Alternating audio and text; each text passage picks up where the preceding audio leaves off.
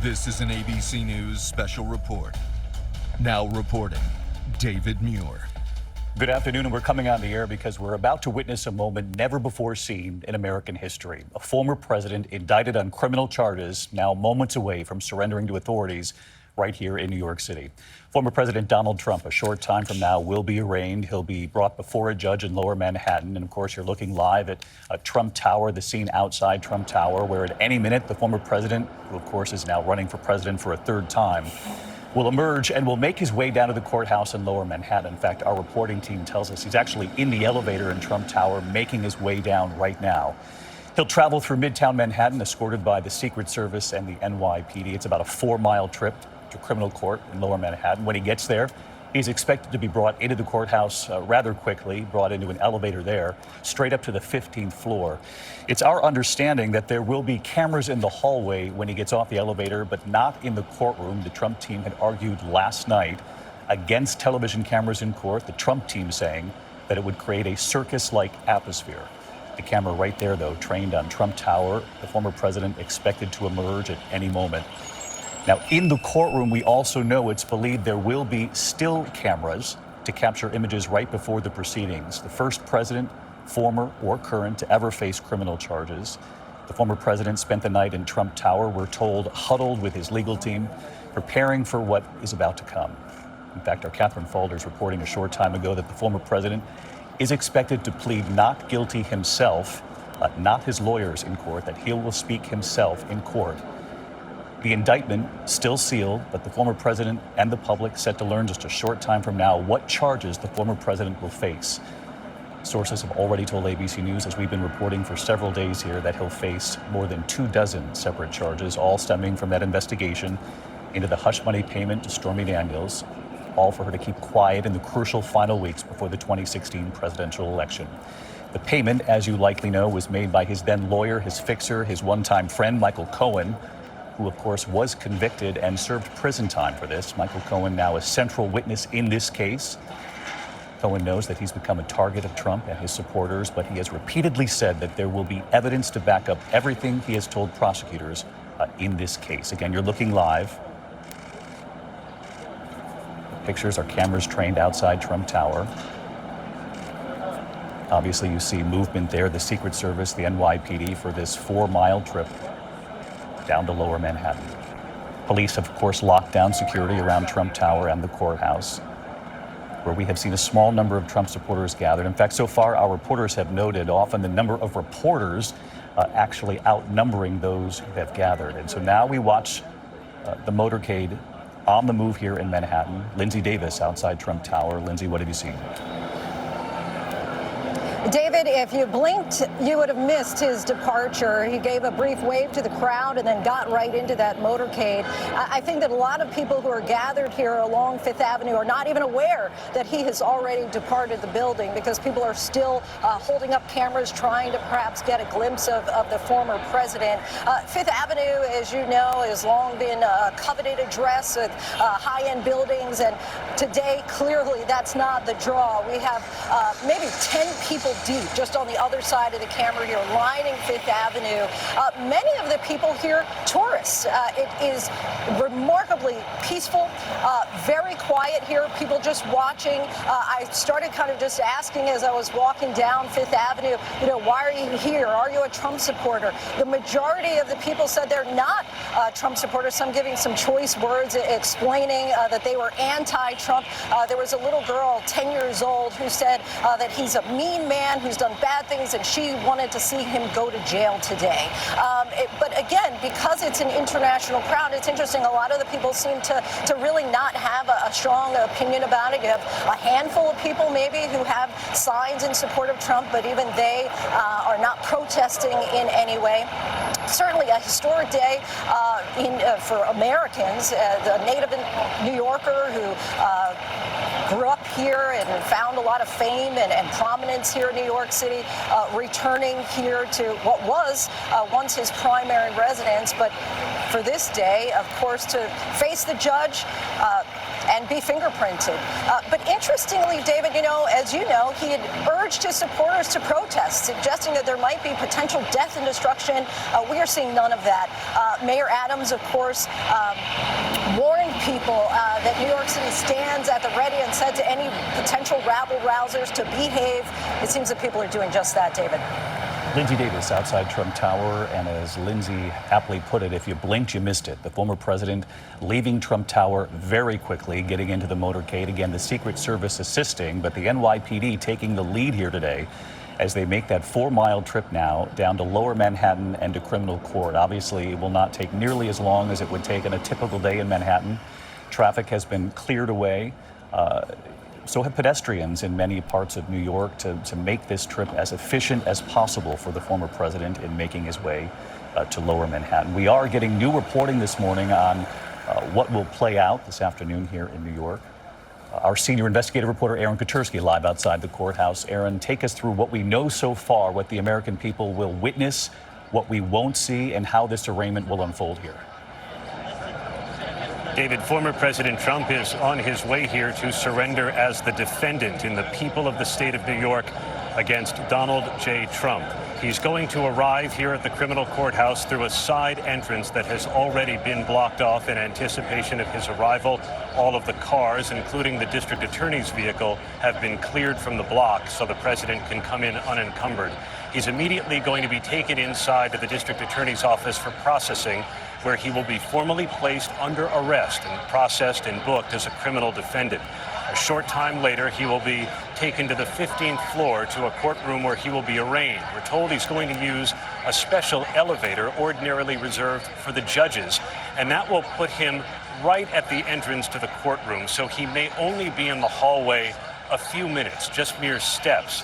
Once inside, he will be seated in the well of the courtroom, and that is something the American people have never seen. A former occupant of the Oval Office seated at the defense table of a criminal courtroom, surrounded by his lawyers, Susan Necklace and Todd Blanche, a former federal prosecutor who was recently added to the defense team. There will be no television cameras inside. The judge wouldn't allow it. But, David, he is allowing a number of photographers to snap pictures for a few minutes before the arraignment begins. So we will undoubtedly see the former president seated there. And I'm curious about some of these dynamics. Ordinarily, a president of the United States is the most important person in the room. Everybody stands in honor of his arrival. Here, he will have to stand when Judge Juan Merchan comes on the bench to preside over his arraignment, David. An extraordinary scene Aaron Kotursky describes that will unfold in Lower Manhattan just moments from now. For those of you joining us, this is ABC News live coverage of what is history in the making. Never before have we seen a president, former or current, criminally charged on the trip to Lower Manhattan to criminal court to face those charges. He'll be arraigned moments from now. Of course, you're looking at the East River. The FDR is the route taken by the NYPD and the Secret Service. There have been some questions earlier in the day. Would it be Fifth Avenue, which is a straight trip right down to Lower Manhattan, the 4-mile trip, or would they take him over to the FDR? And of course, we all know that this is, before Mar-a-Lago became his home, New York City was the home of Donald Trump for many, many decades, born, raised here. This is all very familiar territory, and you can only imagine a bit surreal for him, even for someone who has faced multiple tests in decades as a businessman and then as the president of the United States. Legal tests along the way, but never has he faced a test like this one here that begins today. Criminal charges to be arraigned for those charges just moments from now. I want to bring in John Santucci, who has reported on Donald Trump for many years for us. John, you were the one reporting that he was coming down the elevator at Trump Tower. Any more color on the mood of the former president and the Trump team as they now head to Lower Manhattan to defend the former president?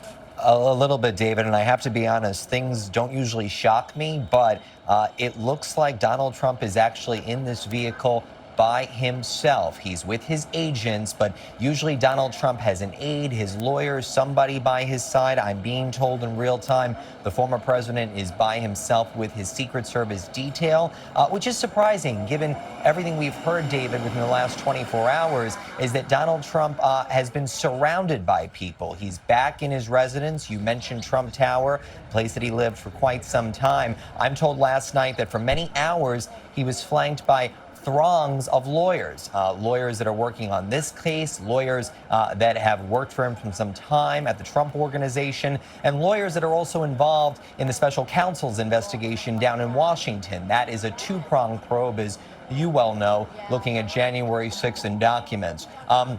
I'm also told that a lot of phone calls from Trump last night and this morning, people described him to me, David, as quite calm. Our colleague, Catherine Falders, hearing he was upbeat as he was working the phone last night. I had another aide who told me that, as we've reported here on ABC, Donald Trump, post-White House, has become a frequent texter. And he was texting people last night saying, how do you think this is going to go today? What about the latest poll numbers? It seemed to be, David, as one aide put it to me, business as usual on a day that is anything but usual. In addition to that reporting, John, Catherine Falders also indicating that the former president will plead not guilty himself. That is our understanding, David. He will be in court surrounded by two lawyers, both familiar to the Trump team, if you will. Susan Necklace, who represented him and the company when they were facing the Manhattan DA last year in their probe, looking at their failure to pay taxes for employees and other individuals. And another attorney who just formally joined Team Trump, Todd Blanche. He worked, of course, with Paul Manafort in their defense against special counsel Robert Mueller's probe, of course, when the president was in the White House. John Santucci, who reported off air on the Trump campaign leading up to 2016 and then on the Trump years in the presidency. John, our thanks to you with us all afternoon here, along with Catherine Falders and our entire political team standing by. Also, our reporters from New York City to Washington to West Palm Beach, where the president will end this day, the former president. And he is set in Mar-a-Lago to brief reporters again at the end of this historic day, though even though they've worked on what he will say, likely that could be tweaked given the temperature of what plays out in this courtroom here this morning. This is a surreal scene we're watching, Jonathan Karl, a live picture of the motorcade carrying Donald Trump, and as John just reported, Santucci there a moment ago, the former president alone with his Secret Service agents on the way down. This is not typical for the former president, who's usually surrounded by a small team that truly supports him.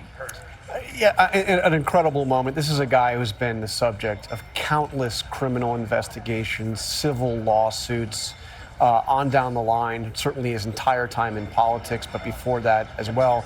But now he is going to be booked the same way a common criminal will be booked at the courthouse on 100 Center Street in Lower Manhattan, a place where drug dealers and petty criminals of all kinds are regularly processed. And this time it'll be a former president. Truly a moment in this saga. But you know, I think to John's point, Trump has seen some other things happen over the past few days. One thing, that there have been polls that have come out that show him widening his lead over Ron DeSantis. He's raised, his team claims, $8 million since the indictment was revealed on Thursday. So this is now not just a criminal defendant facing this case and other cases, but a presidential candidate who is going to make fighting these indictments the centerpiece of his presidential campaign. And we're going to carefully take our viewers through all of this as we're on the air here this afternoon. And as we look at this live picture, Pierre Thomas, our Chief Justice correspondent, it also speaks to when you see that this is all that's on the highway right now. You never see this in New York City, particularly at this hour. Obviously, this is the motorcade, the Secret Service, and the New York City Police Department hard at work here today. And all of the officers, some 35,000, put on heightened alert given what's playing out. Absolutely, David. They have been planning for this for days. The Secret Service was in meetings with New York City officials over the weekend. And one official with the Secret Service I spoke to said that, look, we're confident we can get the president to where he needs to be quickly. We have the General Assembly here where there are hundreds of foreign dignitaries. We can do this. They're taking no chances. That route, as you can see, has been blocked off. I'm told around the courthouse, you won't be able to get anywhere near the courthouse, whatever. But the bottom line is they feel very confident that the crowds that you will see today will be largely peaceful, in part because of the message sent after January 6th. More than 1,000 people arrested. Many of them have been getting significant prison terms. And they believe that is a message of deterrence. They're convinced that's a significant deterrent, particularly after what the country saw, what the world saw, and then the punishment that followed, even though it's taken many months. They have continued with all of those cases, and Pierre, you've reported extensively on that. And we don't want to get too far ahead of ourselves, but as Pierre and as Lindsay pointed out at Trump Tower, for the most part, the people outside Trump Tower were tourists who likely will never forget when they chose to visit New York, given the fact that they were outside Trump Tower when he came out very briefly, got into that motorcade. And again, if you looked away, you missed it. That motorcade, again, on the way down to criminal court, as John Carl just pointed out. There he is. This is the moment. A fist pump to the crowd. Lindsay saying that many of them, again, tourists, some not supporting the former president, though we're sure there were supporters there as well. And now the live picture downtown as they approach criminal court. And I think it was Aaron Katersky in the last 24 hours who spoke to the juxtaposition of this sort of luxury penthouse in Trump Tower, trading that this morning for sort of the hardened building of criminal court. Early this afternoon, where he'll now face arraignment. I want to bring in our legal analysts, Dan Abrams and Kate Shaw. And Kate, I want to begin with you just about the history being made this afternoon as we watch this unfold here in New York. Regardless of what you feel about the case, there's no questioning the fact that we simply have never witnessed anything like this. No, so Donald Trump, of course, has faced all sorts of legal, obstacles. He's had civil suits when he was in business. He was twice impeached, tried in the Senate. But of course, there's never been a criminal case against, President or former President Donald Trump or any other president or former president in our history. It is monumental from a historical perspective. And yet it's important to remember right now, Donald Trump is an ex-president and he's just a private citizen. He's running for president. Of course, that's true too. But as a formal legal matter, he's someone subject to the criminal jurisdiction of the Manhattan DA or any other, law enforcement entity, just like anyone else. So it's enormously consequential historically. But it also, I think, speaks to this, equal justice under law principle that right now he is being booked like any other criminal defendant. He is presumed innocent until proven guilty like any other criminal defendant. And so you have the juxtaposition of those two, I think, dynamics. And as we watch now, as the former president gets out and heads into the building there in Lower Manhattan, again, I know it's difficult to see from these aerial images, but we'll take you through it carefully, the moments that we are able to see. There had been some question about whether or not he would speak, even if briefly, before heading into the courthouse. Of course, we will bring that to you if and when that happens. Otherwise, we'll just take you right through the proceedings here this morning. And Kate Shaw, a question I know a lot of people at home are going to have: does this preclude in any way this indictment or even this notion of the potential conviction that could come or not if this is thrown out along the way? Does this in any way preclude him from running for president and even winning in 2024? In a word, David, no. Nothing in the Constitution, nothing in the law prevents an individual under indictment or even under sentence from running for president or even serving for president. There might, of course, be logistical obstacles that a pending criminal prosecution would pose. And of course, if there were a conviction, arrangements would have to be made if, in fact, he were to win the presidency in the interim. But all you have to be is 35, natural-born citizen, resident for 14 years to run for president. This doesn't impact his eligibility one bit. A reminder of our history from Kate Shaw here this morning as well. Dan Abrams also with us every step of the way, as he always is. And Dan, the point that Kate made, which I think is such an important one, is that Donald Trump has faced so many of these legal tests along the way, but never criminally charged, certainly as a former president. This notion that he'll be in the courtroom as a former president in front of Judge Merchan. Our reporting says he'll plead not guilty himself. Take us into that dynamic, how this will be different for a former president who has embraced the attention that has come with everything else, but who argued overnight, we don't want a circus-like atmosphere, no cameras in the court. Yeah, I mean, this is the ultimate case where politics intersects with the law, right? You can't just view this case through a strictly legal prism, right? If we were to talk about this case and talk about what will happen when he arrives in court, who's going to do the commenting in court, et cetera, I would have all the answers for you in a typical case. This isn't a typical case. And Donald Trump, it seems himself, is going to be the one to say, I'm not guilty. Donald Trump is going to want to make both a legal comment, but that also has political significance. He knows that every single word that he utters in that courtroom will be reported when he leaves that courtroom. And so this particular proceeding here really is just a formality. It's the formal point where he learns exactly what the indictment is. He's going to plead not guilty. He's going to be booked and fingerprinted, and then he's going to go home. But for him, this is going to have more significance than just your typical formality. And I think that that's really important to remember as we look to see, you were talking before, is he going to make a comment before he goes in? We don't know. And interesting on that point, Dan, it would appear that that they have foregone that opportunity, right? So they've given up on that opportunity, perhaps given just the feeling and the temperature of this as it plays out this afternoon. He is now inside the building. The former president choosing to get out of that motorcade to go inside without, appearing before any cameras in Lower Manhattan. I want to go back to Aaron Katersky because, Aaron, you sort of have the layout in your head because you've done so much reporting on this of what Donald Trump will do now that he's inside that building. It's our understanding he's been taken to an elevator up to the 15th floor to where that courtroom is. But even before he enters the courtroom, Aaron, there are cameras in the hallway to capture at least a couple of those moments before he goes before the judge. And there are a couple of steps that will have to precede that elevator journey, David. He's entered on Hogan Place, which is adjacent to the courthouse named for the late and legendary New York County District Attorney Frank Hogan, going inside the Manhattan District Attorney's office for processing. We still aren't clear whether he needs to be photographed and fingerprinted like any other criminal defendant because he is so unlike any other criminal defendant. He will not be placed in handcuffs, but he will be formally placed under arrest, and only then will he be escorted up that private elevator and into the 15th floor courtroom for an arraignment where he is expected to plead not guilty to more than 24 felony charges. We still don't know what they are. They were filed under seal.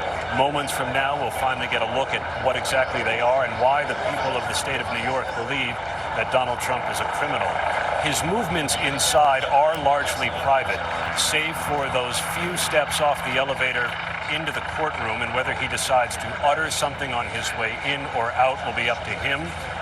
But he is not free while he is inside and, in theory, in the custody of New York authorities, David.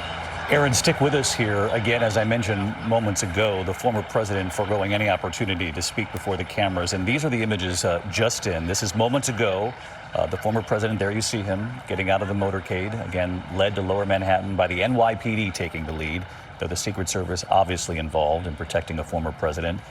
There he is walking into a side door at criminal court, surrounded by scaffolding, which is such a familiar sight if you've spent any time in New York City.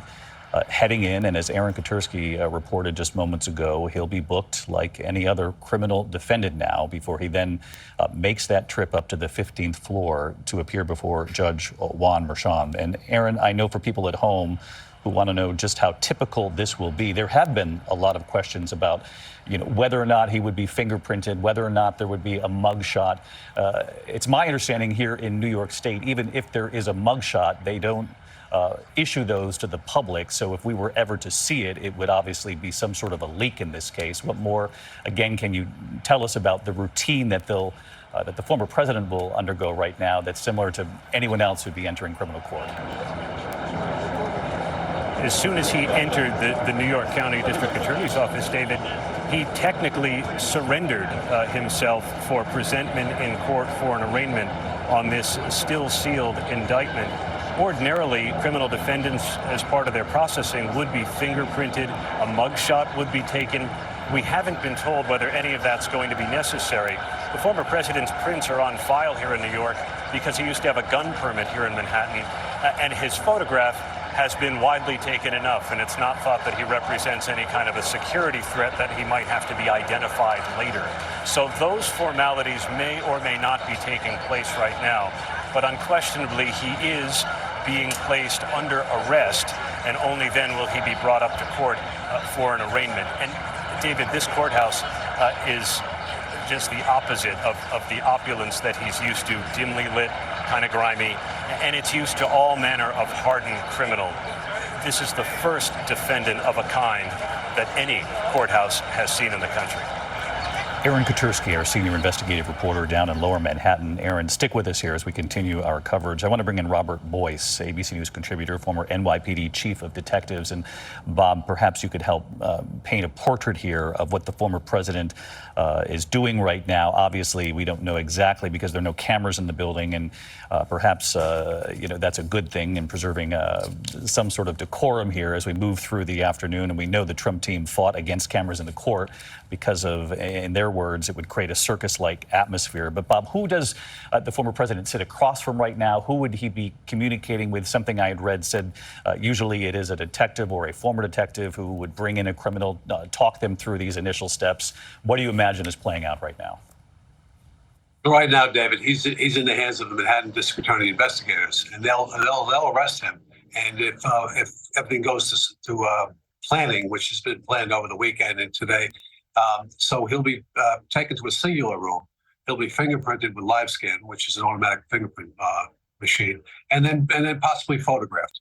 And then at that point, he'll be moved up to the 15th floor in that special elevator we spoke about, Aaron spoke about earlier. So that's what they're doing right now. He is with the Secret Service to leave him, and we don't think that's not going to happen. So it's a little unusual, but not out of the norm. People who surrender with their attorneys don't have to be handcuffed, and that's what's going on right now. And Bob, as Aaron reported, it would appear from what we've learned that there is an elevator usually that the judges take, that the former president will take. It'll get him to that courtroom just a little bit quicker than perhaps a typical criminal defendant who'd have to head up the way everybody else does. That's correct, David. And that area will be frozen. That used in special circumstance for other than judges. And that entire area will be frozen on the 15th floor. No other operations will be going on that day, just this until this is over. So this will happen very quickly, from what I understand, and he'll be arraigned in a short amount of time. And Bob, you know this building better than any of us who are on the air together here today as a team. But when he gets upstairs, it's our understanding that there are cameras in the hallway that will capture sort of the history of the moment, a former president in the hallways walking toward that courtroom. But once inside the courtroom, the judge has decided overnight to decide in favor, if you will, of the Trump team, who had argued that this would create a circus-like atmosphere, that there will be still cameras in the courtroom just before the proceedings to capture the images, and then they will be taken out of court as well. Sure, there are cameras schemed throughout the building, David. They're on the floors. They're also in the elevators. So at some point, he'll be under camera the entire event. Whether they'll be released, I cannot say. But again, in the courtroom, as I said, it would be just singular photographs, nothing more than that. So this is the time right now where he's being processed, and they'll go upstairs and they'll go through that process. Bob Boyce, ABC News contributor, former NYPD chief of detectives, giving us somewhat of an image of what might be playing out right now. Bob, we sure do appreciate it. If you get any word, certainly raise your hand. We'll come back to you within a moment's notice here. John Carl, it is, you cannot underscore the unprecedented nature of what it is we're all looking at here today. Absolutely. Although, interestingly, he's not the first president to be arrested. Speeding, right? Yes, speeding with a two-horse carriage, Ulysses S. Grant in 1872. But the arrest wasn't made public until almost 3 decades later, when the arresting officer gave an interview to a local paper. But yes, this is unprecedented to see. Again, I think what is maybe even more significant than a former president, also the leading candidate for the Republican presidential nomination. And if you just look at how this will play out, when a trial may happen, you could really see a situation where you have a trial happening simultaneously with a presidential campaign. Does this become his campaign in many ways? There's no question. You saw this when he gave the first rally of his 2024 campaign in Waco, Texas, a site chosen for, in part, the symbolism of Waco and the showdown there with the Branch Davidians back in 1993. He, in that speech, spoke more about the investigations against him, about his own victimhood, as he was describing it, the FBI, the Department of Justice, partisan prosecutors in Georgia and in New York, and that was most of that speech, and that will be most of his campaign. Part of that speech in Waco and in the days that followed have been these attacks against the DA, in this case, Alvin Bragg, here in Manhattan, and against the judge, Juan Merchan. And this particular judge handled the investigation into the Trump family business. Mr. Weisselberg, there was a conviction in that case. And of course, we know he's familiar with the family. I'm just curious, Dan Abrams, you talked about this earlier, this intersection of politics and the law, and boy, is it stark today. From the political rhetoric that John Carl describes here to walking into that courtroom, how quickly does the temperature shift? Well, look, it's a totally different temperature, right? In the courtroom, everything is controlled. Politics is Donald Trump's arena, right? He lives and thrives on the public response, et cetera. The courtroom is totally different. It is controlled by the judge. The judge determines who moves when, who speaks when, et cetera. So that is, night and day from a political event than the legal event that you see inside a courtroom. And what do you make of the judge in this case? What do we know about him? What will he tolerate? So he knows a lot about Trump world. I mean, this is a judge who just presided over a case against the Trump organization. So he knows in very minute detail a lot about the finances that went on in the Trump organization. And in fact, this is a judge who had promised Alan Weisselberg a 5-month sentence and who said that at the end of the trial, that after everything he had heard in the case, that if he hadn't promised Weisselberg just 5 months, he would have given him more time.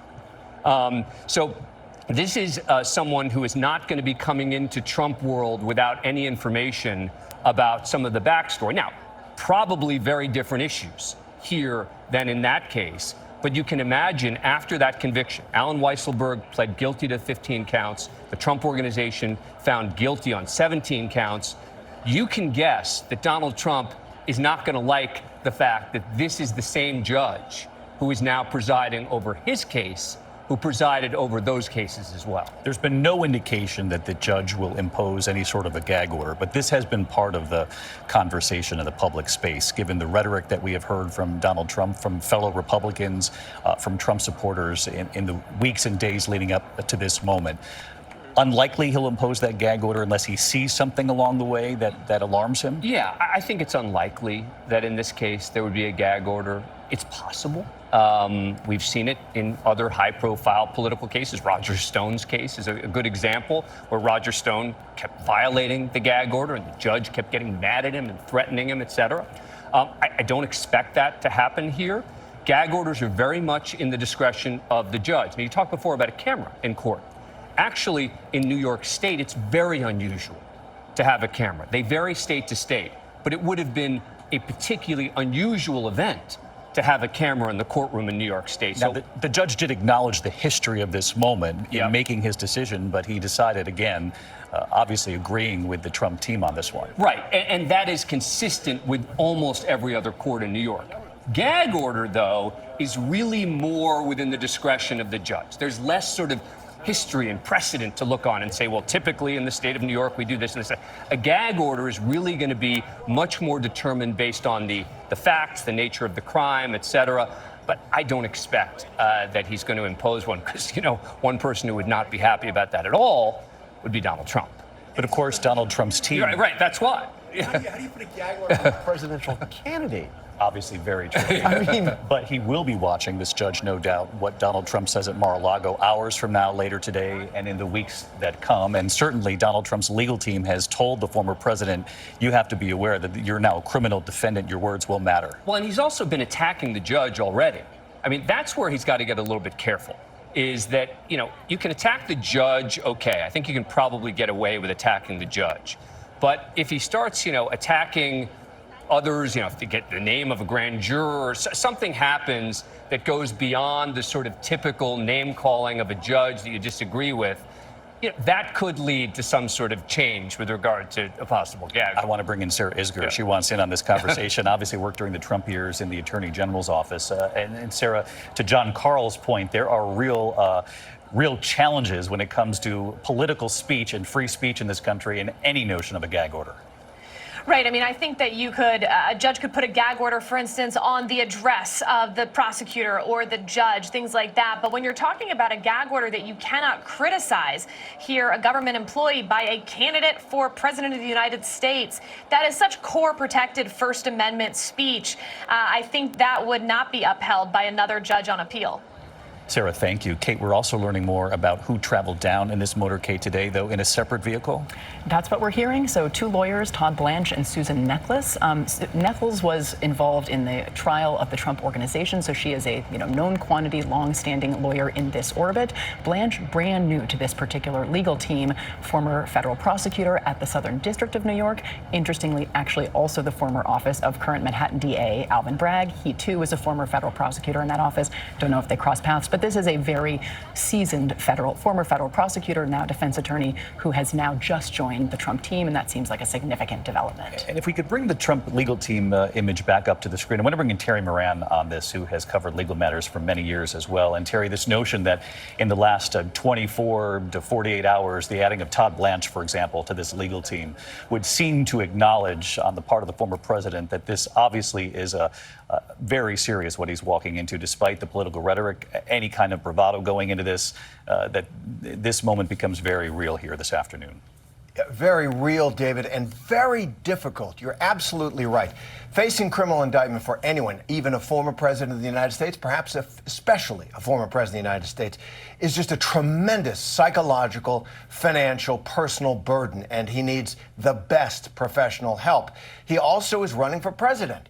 He believes he was cheated out of the presidency. There's no evidence of that. He leads, since he came down that escalator, he changed American politics. He ignited a populist movement that is realigning our politics. He is the most dominant political figure in America, and he's got to use his political speech as well to advance that agenda. It is an incredibly difficult thing, especially for a man, let's face it, as undisciplined in his public speaking as Donald Trump has been. His lawyers have always had trouble managing him, but he has to handle both lines of his life right now. The fact that he's facing criminal indictment in this and perhaps future cases, and the fact that millions of Americans, remember 74 million people voted for him, they want him to be president again.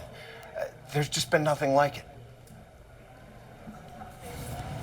Terry Moran with us here this afternoon. And Terry, as you know, our team has been reporting that he faces, the former president, at least 24 separate counts here in this case. This indictment remains sealed perhaps until any moment now. How long will it take for the judge and in that courtroom to go over each one of these counts before we see the former president again? And how long before the rest of us know what's inside this indictment? Well, we're told, of course, and Aaron Katersky has been reporting this, that it will be probably within minutes. It'll be emailed out as soon as it is presented to the defendant. And that's the judge's job. The judge's job right now is to make sure that Donald Trump, as he faces these very serious felony charges in the state of New York, understands them, understands his rights, and understands the process going forward. That will take some time. He's not going to let him, get out of the courtroom until the judge is certain that there's no reason for appeal out of this stage. He's got to make sure that all the defendant's rights are protected, and that Donald Trump goes forward from this courtroom understanding what he's up against in court. Terry Moran with us from Washington this afternoon. Terry, thank you. Stick with us here. We're looking live right now at that hallway on the 15th floor. I had mentioned earlier that this is one of the few areas inside criminal court where there is a television camera, and this is the feed coming out of that hallway. Unclear whether or not the former president has been brought to the floor as of yet, or whether they are awaiting his arrival there. You see presumably members not only of the security there at the courthouse, but the Secret Service waiting, we believe, for the former president to come up and face the judge. And of course, our team there in the hallway reporting this out. We'll know at any moment when the former president arrives. It's our understanding that, again, they're waiting for him, that he's undergoing processing in a different part of the building. And Aaron Katersky, he has officially surrendered, as any criminal defendant would, inside the building. And again, as we look at this live picture, Aaron, we now await the former president being brought upstairs in that elevator that is usually reserved for judges. And what an extraordinary scene this is, David. I know we keep saying how unusual all of this is. It's not like this courthouse hasn't handled high-profile defendants. John Lennon's killer, Mark David Chapman, John Gotti, the mobster, made an appearance here. The football player, Plaxico Burress, Sean Puffy Combs, but never a former American president. And the entire hallway has been reconfigured. It has been off limits to us over the last couple of days while they tried to configure all of the movements, so we haven't been able to see what the hallway looks like until now. And ordinarily there's more freedom of movement, but every other court proceeding on the 15th floor has been halted, and many cases in the building on some of the other upper floors have been adjourned just to reduce the number of people who are present while the former president is inside.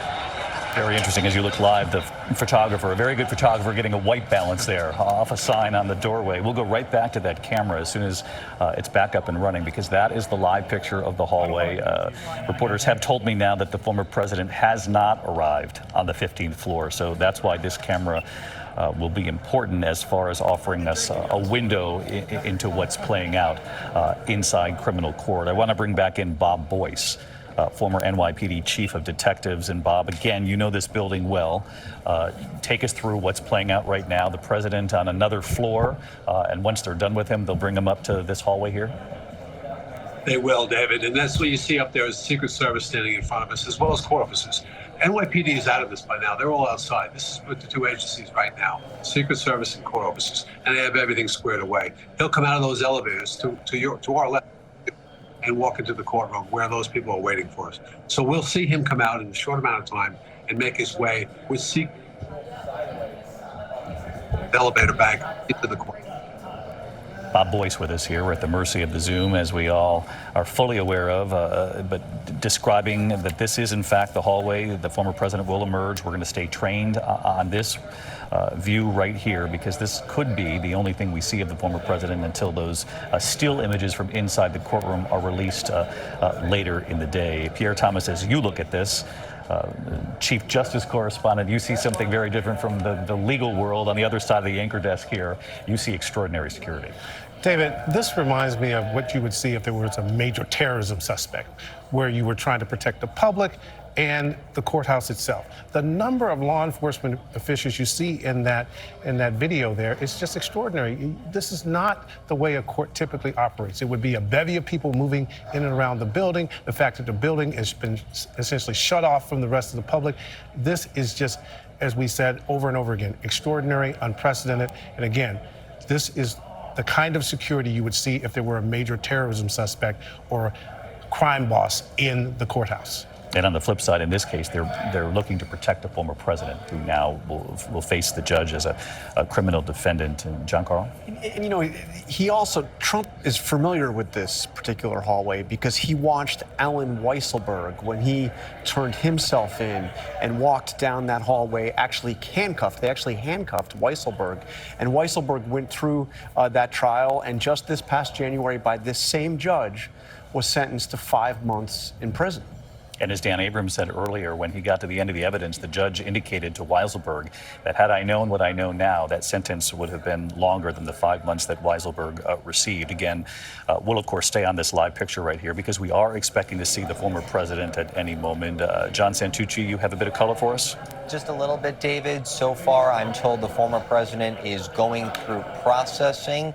He is with the district attorney's investigators, as Aaron Katersky and others reported earlier. He's right now, David, only joined by one member of his legal team. It's a very small footprint with the former president, in addition to some Secret Service agents. As far as the rest of his legal team, and there are several, as you said earlier, that are with him for today, I'm told they are meeting with court staff right now, going through some logistics, some processing. They are waiting, David, to receive a copy of the indictment. I do not believe they've received it so far, according to my sources, but relatively shortly, I'm told the full legal team will join the former president, and very shortly, David, they will make that trip up to the 15th floor and head into that courtroom.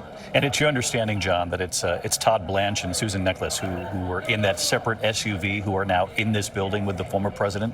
I'm told all three, David, that we showed earlier to our viewers. Todd Blanche, Susan Neckles, and Joe Tacopina. They have become the three lawyers that are working very closely with the former president on this case. All three accompanied the former president down to that trip, and as we reported earlier, David, in a separate vehicle. And there's no question, John, that behind the scenes, we've been talking about this juxtaposition of the political rhetoric and then the reality of being inside criminal court. There's no question that the former president understands the weight of what's playing out here. Absolutely, David. I mean, even heading up last night from Florida, we know all the cameras trained on the plane. I'm told the former president was watching the coverage, and one of his aides used a strange word with me, which was melancholy. They said he was watching it. He wasn't enjoying the coverage. It was absolutely the weight of it hitting him, as we reported earlier here, David. He's been talking to many people and doing a phrase that I know John Carl has also heard Donald Trump does with people when he's not sure, and that is, what do you think of this? How is this playing? What's the coverage like? How is this going to move forward for me? And that is something Donald Trump does where, quite frankly, Donald Trump himself is not sure how this is going. And you know, John, better than anyone, any of us who've ever interviewed the former president, and that's all of us here at this desk over the course of many years here. Those are the kinds of questions he'll ask us as reporters, too. How's this playing? What are the polls saying? What did you think of that speech last night? And even though we're reporters and we move on to the next question, he'll ask that kind of thing anyway. But I wanted to ask you, John Santucci, why the addition of Todd Blanche? We gather it's to beef up the legal team, but have the insiders within the Trump team explained to you that addition in the last 24 hours? They've explained to me, David, that they needed a heavy hitter. They needed somebody that had dealt with a tough situation before. And as we reported here, Todd Blanche is one of the few lawyers that's still within the Trump orbit that went up against one of the toughest fights Donald Trump and his allies have had, and that is special counsel Robert Mueller. I'm told that within the last couple of days, Todd Blanche got a high marks, if you will, from a former client. And that was Paul Manafort, the former chairman of Donald Trump's 2016 presidential campaign. And Manafort had said in that conversation to Donald Trump, Todd Blanche was the one that made this better. And that is very clearly something that the president reacted to and recognizes right now, David, he needs someone that can make this situation just a little bit better. Of course, Paul Manafort, the one-time chairman of the campaign, a convicted felon now, but defended by Mr. Blanche, who now will defend the former president, John. And an indication of what you're saying is that Trump reaches out to everybody on this. He polls people. This is why anybody can be a senior advisor to Donald Trump. He asks his valet questions. He asks whoever is in the room. Another person he's been very much in touch with throughout this process is Steve Bannon, who, of course, was the chief strategist in the White House and a key figure in that first presidential campaign, but who left on terrible terms, Trump calling him sloppy Steve, facing his own legal troubles, but very much so somebody who has been advising Donald Trump. And Bannon's advice, as I understand it, is this is now your issue.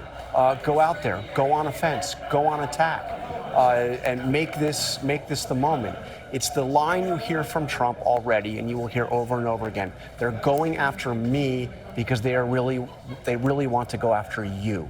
I am all that stands between them, this nebulous deep state or whatever you call it, and the people who have supported Donald Trump. That's the argument it's making, that he's going to be making. Even more so now. And in fact, there were echoes of this early on before he even became president in 2016. But now, obviously, much louder given the fact that he's a criminal defendant here. As we come up on 2 o'clock in the East, I just want to bring our viewers up to speed. You're looking at a live picture inside criminal court. This is in Lower Manhattan.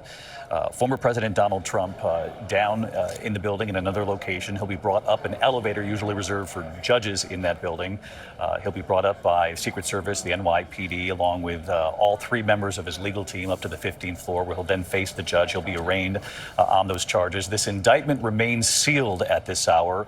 They will learn the charges first. Obviously, ABC News has been reporting that sources have told us at least 24 charges, separate counts in this case. That number could, of course, be higher. We're being very careful with our reporting and what exactly is in the indictment. Obviously, we simply do not know. There have been many who have asked, does Alvin Bragg, the DA in this case, have any surprises up his sleeve? This is an image of the former president leaving Trump Tower earlier today, a wave to the crowd, a fist bump to the crowd. It was very quick, and in fact, if you glanced away, you missed it. Then taken in the motorcade down to Lower Manhattan. There have been questions about whether or not he'd take Fifth Avenue here in New York. Anyone who's been to New York, or even if you haven't, you know Fifth Avenue, that's where Trump Tower is. They didn't take that route in the end. They went down the FDR, the highway that is just along the East River with the motorcade. Traffic cleared, pedestrians for the most part cleared all over the city. An extraordinary security presence that Pierre Thomas has been reporting on here this morning. Lindsay Davis reporting that those who had gathered outside Trump Tower today were in large part tourists who come to the city. And of course, Trump Tower has become a very familiar stop if you're a visitor in this city. Many of those tourists simply picking this perhaps Easter week with the holiday approaching to bring their family here to visit. And again, they won't forget their timing on this one, given what they've witnessed play out here in New York. The reason we have our camera trained on this particular location, for those of you who might just be joining us, is the fact that the former president will be brought upstairs to the 15th floor at any moment. He'll appear before Judge Juan Merchan here momentarily. That's when he'll learn of the charges. There had been some question about whether or not in the courtroom you would actually hear from former President Trump, not us, because there are no television cameras in court, but whether or not Donald Trump would speak himself. Catherine Falder is getting some indication that the former president does in fact plan to plead not guilty himself, not through his lawyers, but himself. And of course, we'll have to wait and see if that comes to fruition. There had also been some questions about whether or not Donald Trump would approach the cameras, take advantage of any opportunity as he got out of the motorcade in Lower Manhattan. Simply did not do that. And whether or not that was a decision made in the moment, we'll certainly report out as the day wears on. We do know that as of right now, there are plans for the former president to speak later today when he flies back to Florida, to Mar-a-Lago, to address reporters there in Florida. The hallway getting very quiet here. I don't know if that's an indication as to whether or not we could see the former president at any moment as he makes his way into that courtroom. And again, Dan Abrams, he'll face Judge Juan Merchan, who is very familiar with the former president and his family business, given the fact that he's presided over a case that gave very intimate details. Yep, and we've talked about the fact that the ABC News reporting is that there will be, numerous counts here, right, over 24, et cetera. But that doesn't mean it's over 24 sort of incidents it's stemming from, right? It could be very similar. Correct. It could be numerous counts stemming from 1 or 2 incidents of falsifying a business record once on this, and then in a separate place, and then in another place, et cetera. And so that's where you could see the stacking of the charges with regard to each falsification potentially of a business record, even if they stem from the same incident or incidents. And of course, there have also been questions about whether or not, and I don't want to get ahead of ourselves here, but whether or not this indictment would include misdemeanors and felonies. I know some outlets have gone ahead and reported, according to sources, that there will be some felony counts inside this indictment. We simply do not know for sure until we see what's in this indictment, and we will find out after the defendant learns what's in the indictment. And in this case, as we've been reporting out here, the history today is that defendant is a former president, something we simply have not seen before.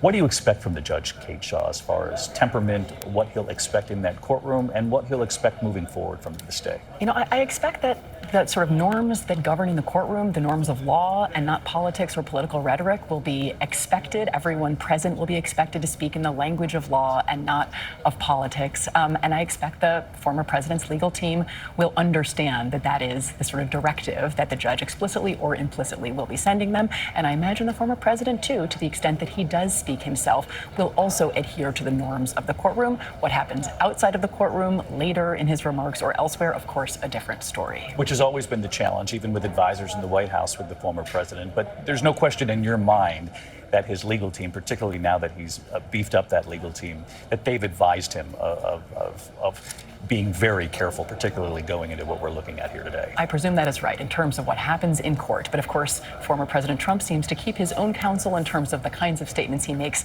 on the campaign trail and when he's speaking in a political register. But in court, I imagine the lawyers have been quite clear about what the expectations are. David, just one other point on the beefing up of the legal team. It shows you he's taking this seriously. right? There's a sense, I think, among some that this is just a political thing, right? That Donald Trump is just using this, et cetera, and that he's sort of, has no real concerns about this. Adding a player like Todd Blanche onto this team of already having 2 lawyers makes it clear he knows this is serious. He knows he has to find the best legal representation he can get. And he needs to fight this not just in the court of public opinion, but in a court of law.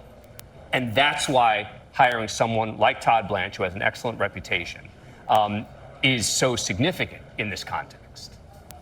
Again, he's been so successful for so many decades, not only in the political realm of the last decade or so, but even before that in the legal realm. And now both worlds collide. And so the question will be a real test of the former president's skill set, both in the courtroom and in the court of public opinion. Because remember, a lot of the former president's legal skirmishes have been civil cases, right? They've all been mostly civil. And I say mostly because the Trump organization, even though he wasn't a defendant, was charged criminally, et cetera. In a civil case, you can always settle. You can always just say, I want to end this thing. I'll pay you this amount of money and let's make this thing go away. You can try to plead in a criminal case, but it's not as simple as in a civil case. You can resolve differences in a civil case. In a criminal case, it's a very different game. And so as a result, this is a new arena for him in the legal world as well. As we look at this picture, though, we're reminded of what his attorneys have already said, which is there will be no plea deal in this case. Right. He can't plead. I mean, this is, again, where politics intersects with the law, right? Which is that if this were just a legal case and there was no presidential campaign going on, could you see, let's plead to something, no jail time, et cetera, maybe we can work something out. There is no way, no how that Donald Trump can plead guilty to anything here. I mean, and this goes back to what John has been talking about this being a central tenet of his campaign. Can you imagine him pleading and then saying, we had to do it. There's just no way. I don't think that can happen. And that's not a legal analysis. That's politics meets the law. Especially because he's facing multiple other criminal cases. So, I mean, he tries to plead away this one. He's got the Georgia case involving the election. He's got the 2 federal cases under the special counsel, Jack Smith. He's got a lot on his plate right now. We should talk our audience through that, because that's really important here, is that as you're looking at this live picture, this is Lower Manhattan. Obviously, this is connected to the Stormy Daniels hush money payment. It's all stemming from that investigation. Again, we don't know what the charges are, but it stems from that payment just before the critical 2016 election, the work to keep her quiet. Initially, the former president saying he was unaware of that payment, then acknowledging it and saying there was nothing wrong with it. And again, hush money in and of itself isn't what is at issue here. It's whether or not the books reflected it in an accurate way, and then what the DA might try to connect that to. That's the big question here today as we wait the opening of this indictment. Now, what John Carl has just brought up is really significant for those of you watching this at home, because this is just the beginning of these legal tests that the former president is facing in the coming weeks and months ahead. Jack Smith, of course, the special counsel looking into the events leading up to January 6th. And the former president's role in those events.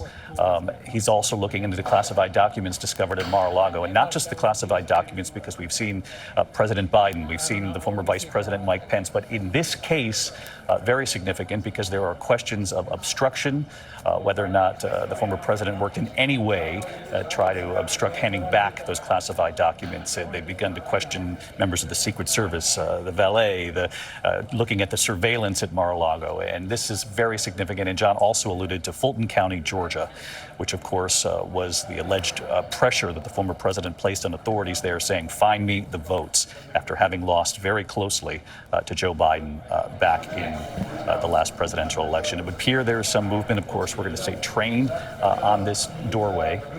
There you see Mr. Let's see, we'll wait until the legal team comes through that doorway. That'll be a real sign that the former president will be coming through in short order. But again, this is just the first of the legal challenges, Pierre Thomas, that this former president faces. David, and before I get to that, I do want to say one thing about the prosecutor here, Mr. Bragg. He is under extraordinary scrutiny today as well. As we await these charges to be unsealed, there's a question, will this truly be a speaking indictment? I.e., will it lay out in great detail what the allegations are, what the charges are, because some of the prosecutors, former and current, that I've talked to, have basically made the point. He's got to be able to explain this in a very clear way, and he's got to, in essence, say, I could not walk away from this without bringing charges. Really interesting point that you bring up here. For those of you at home wondering what a speaking indictment is, so often in these criminal cases, you'll get a rather straightforward indictment that just lists the counts, the charges. Now, in a case of this nature, given the history being made today, a lot of questions about whether Alvin Bragg will present what's called a speaking indictment, essentially lay out the story, lay out the case that the district attorney is trying to make here. And is there any question in your mind, Kate and Dan, whether or not this will be a speaking indictment? I presume that office, has largely shifted to speaking indictments, particularly in a case like this. So I expect we're going to see a good amount of detail, narrative, not just this sort of bare bones kind of bullet point charges. I certainly hope so, because we are all hoping, and viewers are all hoping, to get a real sense of what the case will look like when the DA puts it on. And so I have to imagine that's informing the decision. So I do expect a speaking indictment. I think that, in conjunction with the fact that he's already announced he's going to have a press conference afterwards, tells you that there's going to be information in there. I mean, this is not going to be the sort of thing where he's just going to say, okay, this is the legal charges, et cetera, and we're not going to discuss it beyond that. He's going to hold a press conference. I'd expect there's going to be detail in the indictment as well that will explain exactly what they think that the president did, why it's a violation of the law, et cetera. And that's the key, right? It's not just the law, it's the facts, and how the facts relate to the law. And that's what a speaking indictment really does, is it doesn't just say a violation of this particular law, and here's the definition of the law. It explains why the facts in this case show that there was a violation. He knows full well, this district attorney, that he is now, target number one. Oh, absolutely. Politically, at least from the Republican side and those who support the former president. So either we go down the indictment and we try to report it out right here with your help, or the DA tries to help the public understand why he's come to this. It's critical. I mean, look, there's a lot of questions. I have a lot of questions about this. He's got to help answer some of those questions, and I think the standard that Pierre talked about is a very fair one, which is to say it rose to the level of a case he couldn't walk away from. And that's got to be demonstrated, I think, in the context of the indictment. And we should point out here that even though we have remained focused on this camera, there's not some delay here that we're watching unfold. It's still just 2:08. We had always believed that it was about 2:15 the arraignment would take place. So even if perhaps the former president's on the other side of that door, and he very well could be, perhaps the judge is signaling we're going to do things the way we had scheduled to do things here. Aaron Kotursky just outside that building in Lower Manhattan Criminal Court. And Aaron, I know you are watching this on the monitor right here with the rest of us. Again, tell us what's playing out here inside this building. What will they have had to have done before they get to this point? Well, in all likelihood, and they now seem to be moving people inside the courtroom, so I think we're close to the former president's arraignment. They would have processed him by now. That could mean fingerprints. He does not have to be photographed. A mugshot is not required for this kind of crime, so we're not sure whether his picture was actually taken. But customarily, any new criminal case is accompanied by fingerprints, so it's likely that the former president's prints were taken. We've seen a couple of members of the DA's squad. Those are the individuals who actually deal with the defendant personally, and I can see them going in and out of that area, that blackened door behind which is the elevator the former president will ride. I see there the chief of the court security officers in the cropped white hair and in the white shirt. And all of this movement indicates that the former president's arrival in court there on the 15th floor is imminent.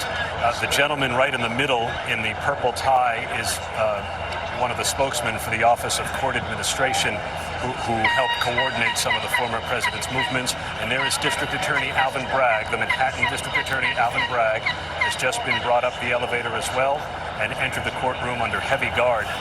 David, the Manhattan DA has endured a number of attacks, including a white powder that was sent to his office, along with a death threat that said, "Alvin, I'm going to kill you." Ever since then, he has been under immediate protection. His security detail has been expanded. So has the security around some of the key prosecutors involved in this case. And you could see him there entering court under the protection of officers, David.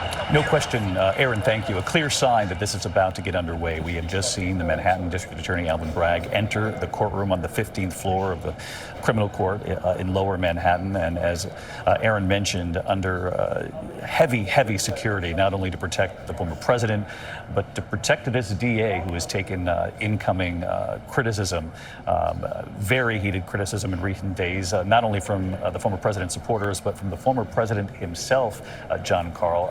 Donald Trump saying that Alvin Bragg should be indicted. He said he should indict himself. He said that late last night. He's also gone after Bragg's wife. It's been extraordinary, the vitriol with which he has gone after this man. He's called him an animal. He's gone after him in deeply personal terms, as he's also attacked the judge. This is Donald Trump's style. It's always been his style. We know how he went after Robert Mueller and Mueller's investigations. We know how he went after the Democrats who led the impeachment drive, both impeachment drives in the Congress, and the Republicans who joined in that second drive. But now, again, he's in a criminal process where he is not in total control anymore. A trained fighter through his own life experience, political and business experience leading up to this moment. But again, John, he's never faced this kind of fight before. Yeah, and you know, his mentor on such matters was the former the lawyer Roy Cohn, who taught him that what you do is you fight, you never acknowledge anything, you never concede anything. But another thing that Roy Cohn told him, and Trump has talked about this in recent days with some of his confidants, is you don't get arrested because you lose control. Aaron Katersky, who covers criminal cases for us often, very valuable to have him downtown today for us. And Aaron, as you look at this image, what does this tell you? And we believe the former president has been fingerprinted now. That's reportable? Yes, we've just learned with the help of colleagues John Santucci and Catherine Falders that the former president has now been processed. That is now complete. That processing included the taking of his fingerprints. So that process is now complete. And any moment now it's expected he will be brought up the elevator there behind the closed, darkened doors to be escorted into court and arraigned on perhaps more than 24 felony charges. At that moment, the indictment will be unsealed, David, and we will finally get a look at the charges for ourselves. As part of the processing, the defense was given a courtesy copy of the indictment to review with Trump before he enters court so that he can knowledgeably enter his plea of not guilty, which his lawyer had already advertised he would do. But he will know exactly what he's pleading not guilty to from the moment he enters the room, David. And Aaron, as someone who knows criminal court well, given your reporting for years, the layers of security represented in this live picture. It's really extraordinary. I see Secret Service agents, I see court security officers, I see members of the DA's squad that would handle personal security for the district attorney and also deal with criminal defendants like former President Trump in this case. And they're just the ones that are on the 15th floor outside the courtroom.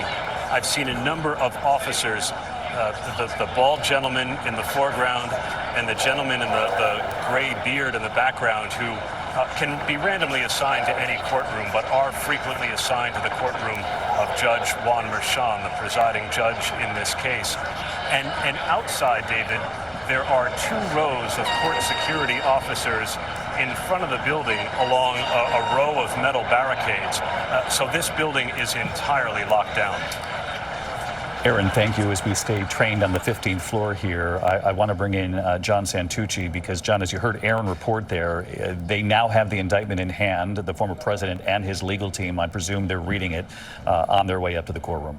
Yeah, David, our understanding is that once processing was completed, the Trump legal team would join the former president, would walk him through that. It is our understanding that process is happening right now. As Aaron just reported, processing was relatively quick. It did, as we reported from Aaron, Catherine, and I, include fingerprinting. We understand there was no mugshot taken of the former president, but now that process of reading through the charges. That will be the first time Trump and his team actually see what the charges are. As you've said, we've reported here, we are told it includes well over 24 counts. And now the question is Donald Trump heading into court. And what is that about to look like, David? And until this moment, John, had they been given any hint from the DA's office as to what was in that indictment, or simply nothing? Nothing, David. If anything, the conversations over the last couple days have been described as pleasant logistic planning, according to my sources. And that is the extent of it. There has been no conversation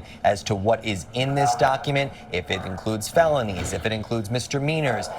There's a lot of questions now, David, as to, quite frankly, what this is going to look like and, what's Trump's reaction to it. A lot of aides have been texting me that are not there, bracing, waiting to see what his reaction is going to be. As we've reported here, he's been polling people over the last couple of days. What do you think this could look like?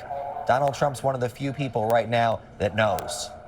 And of course, the question, are there any surprises in this indictment? We know it stems from the Stormy Daniels hush money payment, but whether or not the former president himself will be surprised by anything therein.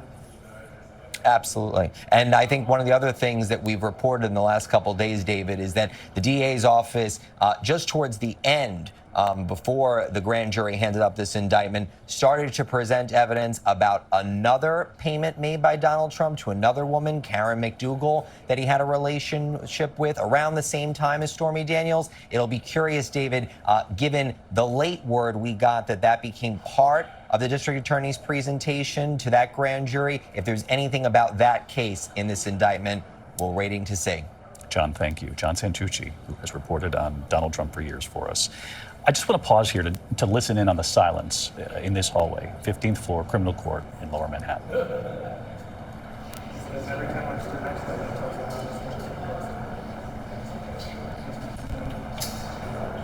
Certainly every officer in that hallway, both from the NYPD, the Secret Service, the law enforcement that works for the courthouse, they know the heaviness of this moment too.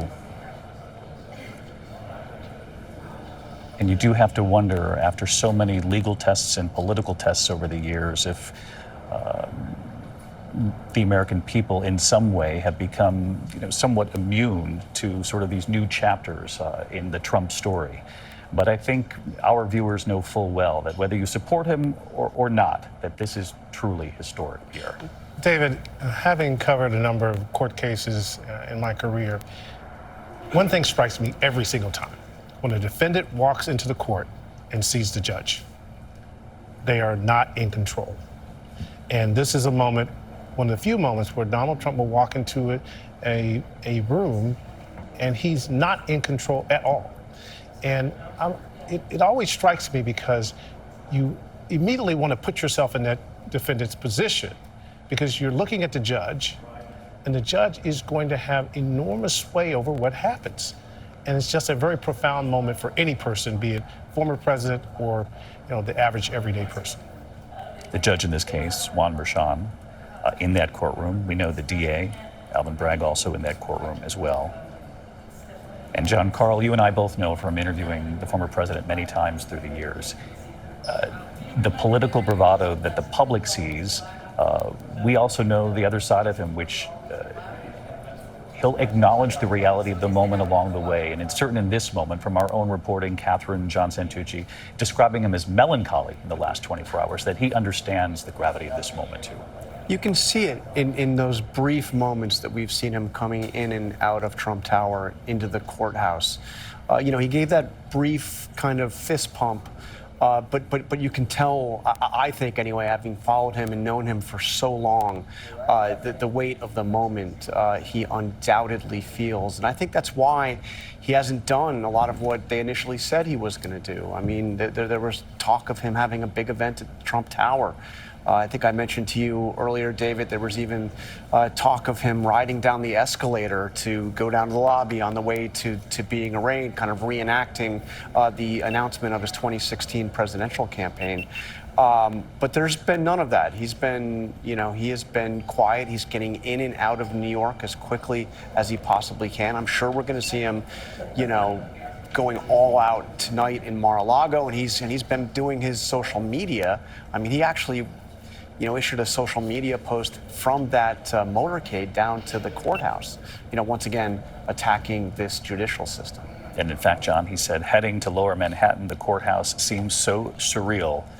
Wow, they are going to arrest me.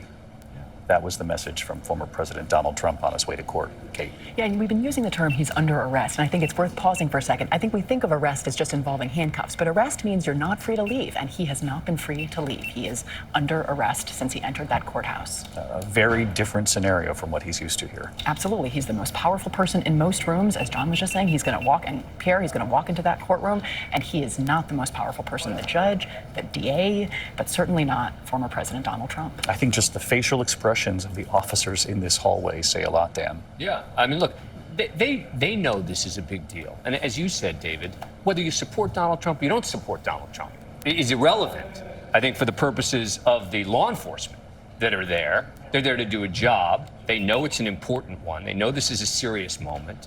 They know that they have to take this seriously. They know that the cameras are focused on them. And so, I think that this is reflecting that. But then again, there is also something about this, and while this is very different from what happens every day in this courthouse, most people who aren't lawyers would know this courthouse from jury duty, and that's about it. But these are the same officers who are there. Many of them, they've obviously enhanced the number there, who work in these courtrooms every day, who work with the juries every day, and they're just there and doing their job. They are doing their job. We saw a gentleman in the suit there and the pin, which gives it away, the Secret Service, Pierre. Layers of law enforcement gathered throughout Manhattan today. The barricades, a couple of barricades deep outside the courthouse, outside Trump Tower. That is usually the case, though reinforced, obviously knowing that the former president was coming back to New York from Mar-a-Lago. Just the coverage in the last 24 hours on cable news, the live coverage of his plane taking off from Florida and then landing in New York. Surreal in nature, though reminiscent of other inflection points along the way in covering Donald Trump, his political career. And now it brings us here to criminal court in Lower Manhattan. Every time we hear one of those tones or those bells, we wonder, is it the elevator? Is it some sort of signal? Now, we do know that they had always intended to have this arraignment at about 2:15 Eastern here in New York. We know from Aaron, John, Catherine's reporting that the president has been fingerprinted, has been processed, booked like any other criminal defendant already.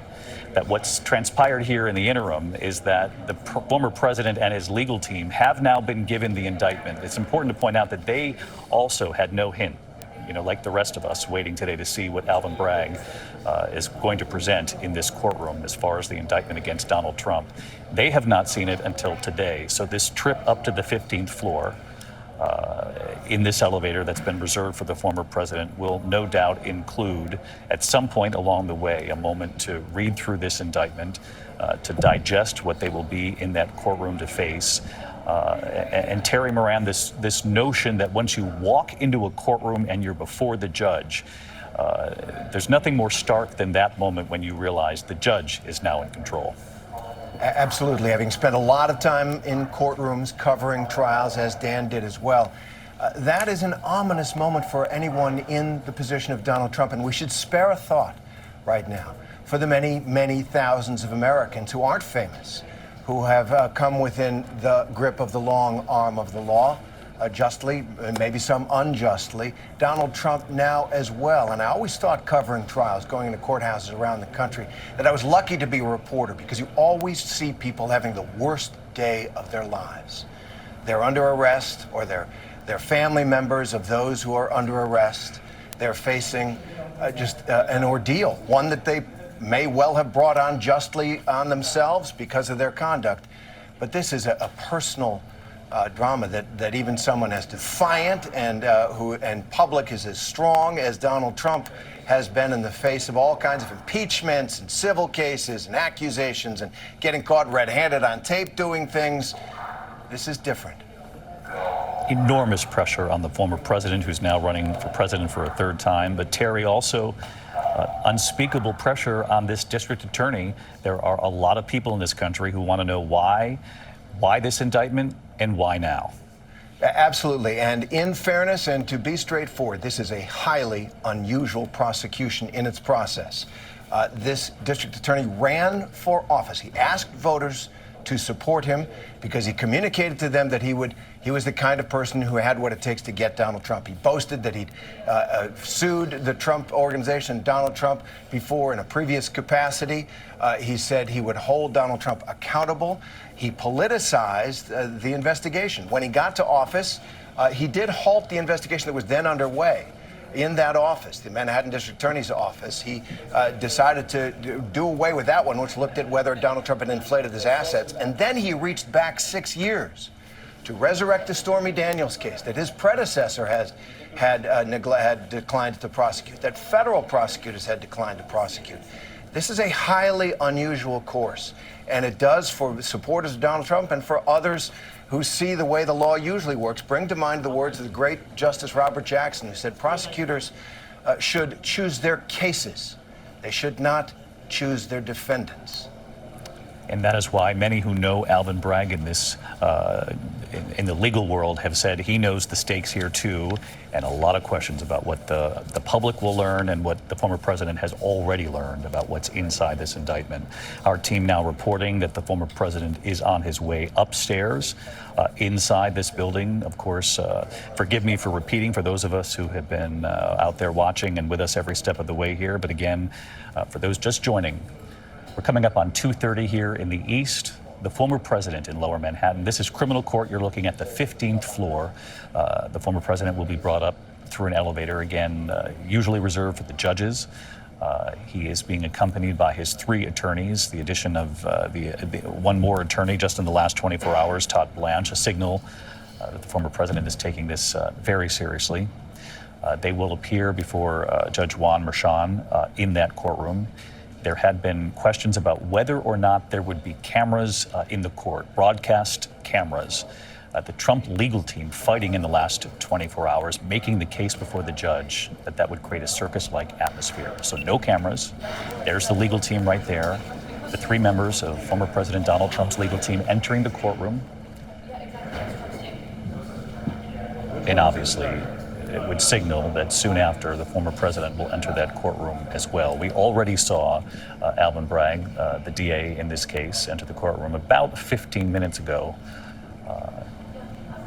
Before them, they're now in the courtroom themselves. They have briefed their client, I would presume, on the indictment, given our reporting that after he was booked, the former president, and here he is.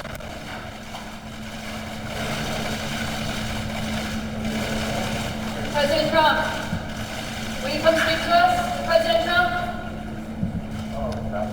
There it is, about 5 seconds, but 5 seconds of history in this country. The first time we have ever seen a president, former or current, criminally charged. We know he's already been booked. He is a criminal defendant entering a courtroom in Lower Manhattan, John. And that did not look like somebody that was celebrating a moment that he would be able to capitalize for his campaign, as some of his people have suggested. This is the thing that seals his Republican nomination because it unifies Republicans against the prosecutor. He looked like a man very unhappy to be there. He was with his legal team, the 3 lawyers you mentioned, but also Boris Epstein, one of his close advisors, and I saw Jason Miller following on. So he's got the legal team there, and he also has his political team. But this was not somebody that was looking to make a big scene at the courthouse, as they had suggested previously. But he did look to me as someone very aware that the cameras were trained on him. He looked right at the camera. One thing Donald Trump always knows And whatever room he is in is where the camera is. And he looked right at the camera, glared at the camera, and he walked into the courthouse. There is something different, though, and this goes back to something we've been talking about up to this point, which is there's something different about walking into a courthouse. There is. There's just a different feeling that even if, when he gets back to Mar-a-Lago, he starts, going back to much of the rhetoric that he's issued about this DA, et cetera, when you're in the courthouse, particularly in a courtroom, but even in the courthouse itself, there is a sort of somber sense in the, it's not a happy place. Most people don't like being there. You don't go to a courthouse typically because you want to be there. And so there is that feeling, and this is a dreary courthouse.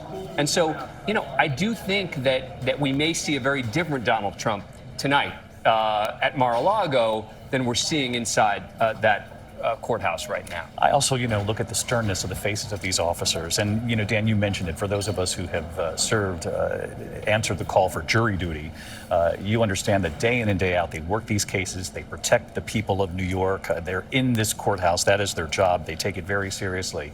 And you didn't see, there wasn't even a moment that was excitable there. Everyone recognized the heaviness of the moment. It wasn't just the former president who looked stern walking in, but the officers, too. But that's the case really with any criminal case, right? And this is, again, a difference between civil and criminal, but particularly in criminal cases. People in the courtrooms are serious. It's serious stuff. You're talking about the possibility of taking away someone's freedom. You don't take that lightly in any courtroom. Definitely, but I do think it's true that in the hallways, they don't usually feel like that. The hallways are places where people are relaxed, there's conversation and crosstalk happening. True. You saw none of that. Everyone is taking this deadly seriously and correctly. So not just in the courtroom, I don't think, but in the surrounding areas as well. And when we dipped in for a couple of moments there some time back, just to hear the ambient noise or lack thereof, I thought that spoke volumes too, Pierre, that you could hear a pin drop in that hallway for a good 25 minutes to, a half an hour before he even arrived. David, the law enforcement officials and those officers in particular are mindful of the moment. They're there to protect the former president of the United States. They're there to protect the prosecutor. They're there to protect all involved. And they want to project the image of this is what we do. We're deadly serious about it. And one thing I can tell you, courthouses are rarely places of joy. And I think any defendant who walks into the courthouse, and we just saw the former president, that feeling cloaks you as you walk in. So as we await here, about 2:30 here in the East, the former president now in the courtroom to face the charges, though he was given a preview, if you will, of the indictment that will be revealed officially in court. Prosecutors giving the former president and his legal team the indictment that includes the 24 or more separate counts. And again, as we pointed out multiple times here, those counts could be very similar in nature. We'll wait to see this before we take it any further. And as we await to hear what specifically is in that indictment, I do want to bring in ABC News contributor, former Governor Chris Christie, former prosecutor, former friend of the president, and potential opponent. I know that you're mulling over whether or not you'll run for president. We'll put that off until another day. I'm curious, Chris, though, what you make of that moment watching the former president walk into that courtroom. Well, look, I think everything that everyone has previously said, Pierre and Dan and others, is accurate. I would give you a little insight from the 7 years I was U.S. attorney. I was friends with Donald Trump during those years, and he was fascinated by the cases that I brought. And I would get notes from him on a regular basis on newspaper clips about indictments that we had brought or convictions that we had gotten.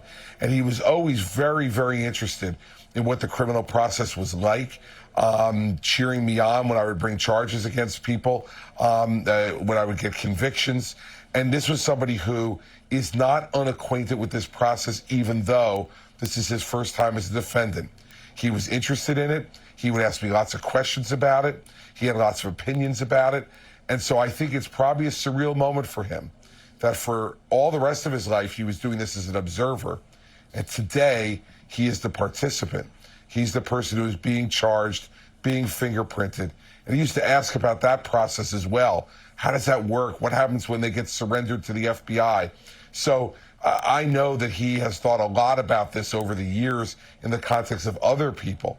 But for him to be going through this today, I don't care what his staff says, this is a very, very difficult day for Donald Trump.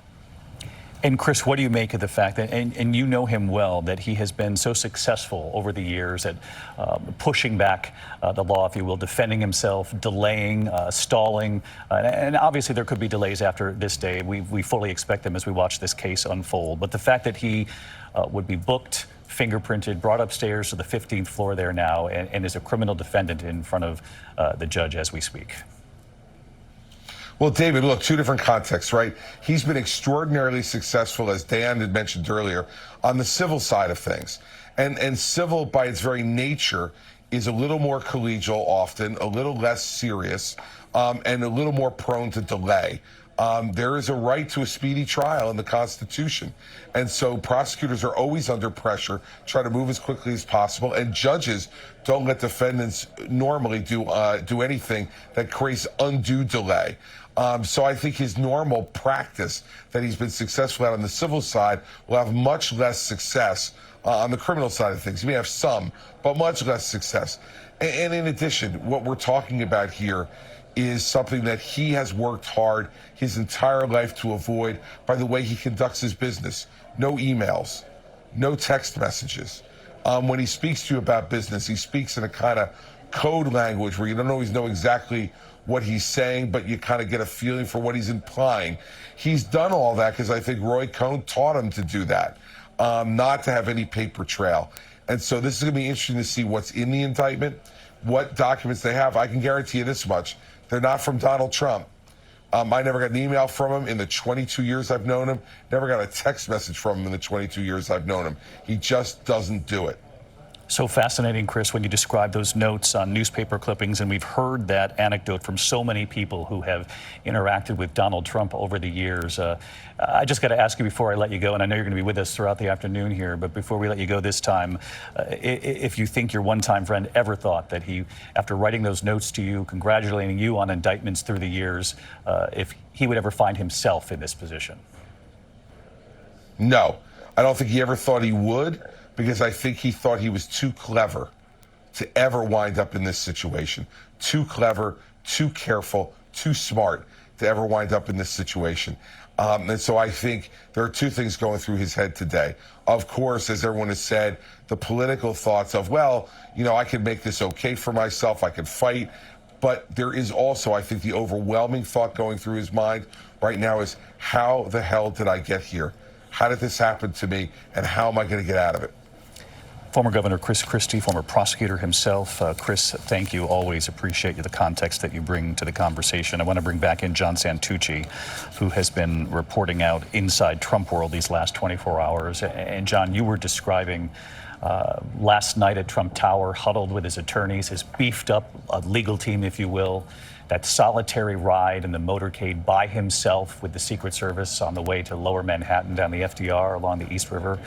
Part of the city that you and I know very well, and certainly the former president does, native New Yorker, and to find himself inside this courtroom. What are you learning from Trump world so far as to his mood, his temperament on this day going through this, and what more can you share with our audience about what he might be thinking as he now enters that courtroom?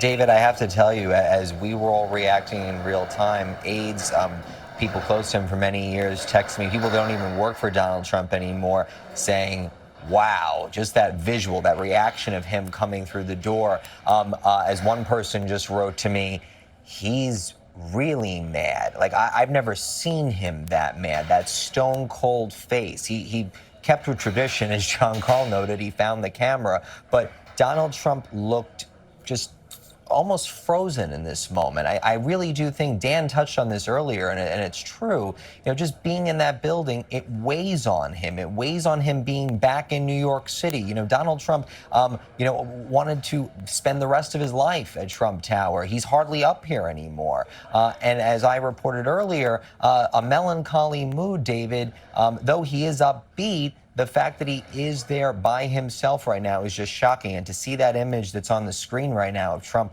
sitting at court, flanked by his legal team, just looking over, I don't even think Donald Trump believes he's here in this moment. What you are looking at are, thanks to you, John, the first image from inside the courtroom. We had been told there would be still photographers in court to capture images before the proceeding began. And in true form, John, as you had mentioned earlier, I mean, look, the former president finding the lens even in this particular moment. And, you know, it doesn't take us to point out that he doesn't look like a happy man in these images. Obviously, he knows the weight of what he's going through in this moment, flanked by his legal team. But again, to see him looking at the lens, taking it on straight on. His eyes locked on the camera, just as it was locked on the video camera as he walked in that hallway, just as it was when he walked into Trump Tower last night. He knows that these images will become defining images of Trump's career, of Trump's life, of Trump's political career. I mean, it's extraordinary. I see the anger. I see what John Santucci's referring to there, but it's not just anger. There's a weight, there's a sadness. I kind of think the last time I saw him look remotely like that was the moment that he got back into the White House after his rally during COVID at Tulsa, when it was the one rally where nobody showed up, and he walked out of Marine One. He had a red Make America Great hat scrunched up in his hand, his tie undone, and he looked like a defeated man. That looks like an angry Donald Trump, and it looks a bit like a defeated Donald Trump. In the foreground, closest to us there in the photograph, is Todd Blanche. This is the lawyer added in just the last 24 hours. And the significance of that move, Kate? I think it's right. They're taking this very seriously. So Trump already had several lawyers, right? Experienced lawyers he brought on. This high-powered former federal prosecutor. Seems to me they're taking these charges extremely seriously, whatever the rhetoric suggests. And you can see that, of course, in these images. I mean, one thing I thought of is a line from an opinion out of the Supreme Court a couple of years ago where Trump was actually trying to fight Bragg's predecessor, Cy Vance, getting some documents, financial records. Supreme Court rejected Trump's efforts and said, "A king is born to power and can do no wrong. The president is of the people and subject to the law." So even the president is subject to the law. Certainly an ex-president is, and you can really see that in these images. And I think you're going to see different roles for the different lawyers in this case. Joe Tacopina, who you see there, the furthest in the picture, is very close with the family of Donald Trump, with Kimberly Guilfoyle and Don Jr. And I think that that's how he was initially brought into this case. And I think now you're seeing Todd Blanche being brought in to be maybe the lead sort of legal voice on this. Joe Tacopina's been on TV. The public face. The public face, right. He's been fighting back. He knows the words Donald Trump wants him to use on television. He knows the message that Donald Trump wants to convey. But that's different than what you argue in court. I mean, we saw, for example, in the 2020 election legal arguments, Rudy Giuliani sometimes would argue one thing in court and then come outside of court and say something very different. Here, at least, you have different lawyers who can take on different roles in the Donald Trump defense. And again, this comes back to the intersection of politics and the law, which is some of the lawyers, Joe Tacopina, can maybe be the face of the team, can be out there, can be defiant, can be battling it out for Donald Trump. And yet inside court, you'll have different lawyers making very strictly legalistic arguments. I think that in and of itself underscores the argument most of all that he's taking this seriously. As you pointed out, Rudy Giuliani played both roles along the way in so many of these moments. In this case, you have the public face to the right there on the screen, and then the two attorneys on the left, Susan Nicholas, obviously, and then the lawyer added, Todd Blanche, in the last 24 hours. They are on President Trump's right-hand side, the former president, our left-hand side. And it's your belief moving forward that we'll see a lot of Mr. Tacopina, perhaps on Good Morning America and on other programs, but the two on the left will be making legal arguments almost immediately. We've heard, almost immediately there'll be motions to dismiss, if you will, to delay. That will be the work that they get working on immediately. I think so. I mean, look, Joe Tacopina would tell you he can make these legal arguments himself and that he's perfectly qualified, et cetera. But I think that there's a reason you bring on another lawyer like Blanche, who just left his law firm to come to this case. I mean, he's literally quit his job to come take on the case of Donald Trump. And that means that A, I'm sure he's been paid up front. B, I'm sure it means that he's recognizes this is an interesting, important case. But C, and we've seen this in some of the other cases with Donald Trump, right? We saw in the Florida case where he had hired an election case in a very serious lawyer down there to take on the case. And look, and there's an intersection between these lawyers. They have to get along. They do. You know, they've got to figure out how to work together, and sometimes that doesn't happen. And there's already been reporting about Right, tension exactly, within the legal world. We'll let that come on its own in the coming days. Here's another image I wanted to show the audience watching with us here this afternoon, the officers in the courtroom. When you widen out, really, it's sort of, you know, underscores the moment. This is the kind of courtroom scene that those of us who have served jury duty or who have covered these criminal cases in the past, certainly you, Pierre Thomas, this is your beat. When you see the broader picture here, this spells out exactly what's playing out. That we're looking at a former president who is a criminal defendant here. Exactly. You have layers upon layers of security. And I do think that as we watch this case unfold, what everyone is thinking about, including, I'm sure, Donald Trump and his legal team, is you do not want this to get to a trial. If you can get it dismissed, that's what you want to have happen. The reason being is if it gets to a trial, then it suddenly is in the hands of a jury. And it will be based on the presentation in court and the set of facts that the prosecution can present. So this beginning of the process gives you a hint of what's to come. It's a very somber moment. Those law enforcement officials, look at their faces. This is about business. And when you're in court, that's the thing that often strikes you, David, is that there's a certain amount of protocol and the fact that once the train starts down the track, it started, and there's nothing you can do about it until it's resolved. There had also been questions about what Judge Juan Merchan would expect in his courtroom. And just from the first initial images here, you know, there's no question that everybody involved in this environment right here is taking this seriously. The president may have tweeted on his way there, but I can guarantee you he will show that judge respect in the courtroom. Pierre Thomas, our Chief Justice Correspondent. Pierre, thank you. I wanted to ask Aaron Katursky, who's just outside the courthouse, and we'll stick with these images here because it is what we have, and we knew that this would be the story until we learn more from this indictment. Aaron, it's your understanding that the president was in fact fingerprinted, but no mugshot, and obviously we can see no handcuffs? No handcuffs, but David, this image indicates that he is not a free man at this stage. He was placed under arrest, and as much as the court officers are there for his protection, it is also indicative when officers stand behind a criminal defendant that he is not free to leave. In fact, he will not be free to leave until a judge releases him, likely on his own recognizance. This is not a bail-eligible crime that he's going to be charged with and plead not guilty to. But he is not free to go until the judge says he's free to go. So those court officers are there both for his own protection and as I think a vivid symbol of his predicament right now, David. Aaron, what's your understanding as to how quickly the rest of us will learn what's in this indictment? It should come at any moment as soon as the proceeding is complete. And our best indication that it was underway is the release of these images, because the photographers that were allowed in to snap photos were only allowed while the judge was not on the bench. So as soon as those photographers were escorted out and were able to show us these pictures, that means the judge is on the bench and the proceeding by now well underway. All the former president has to do is enter his not guilty plea. There may be some housekeeping matters, another date set for a status conference or a motion schedule, and then the judge will formally conclude the proceeding. I'm also struck by one other element in this photo, David. Behind the officers, you would normally see spectators in that first row.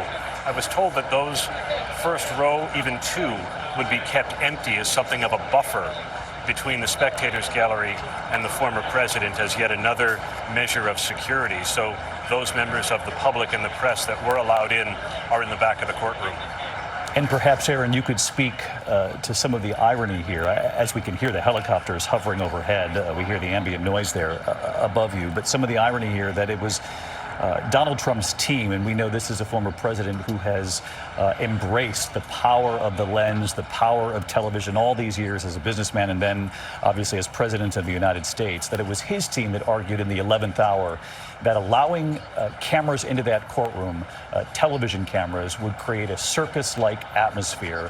They made a convincing argument. The judge agreed with them, which is why we're seeing these still photos instead. This was expected, but that it was the former president's team that argued to have it this way instead of video cameras that we might have seen in another instance.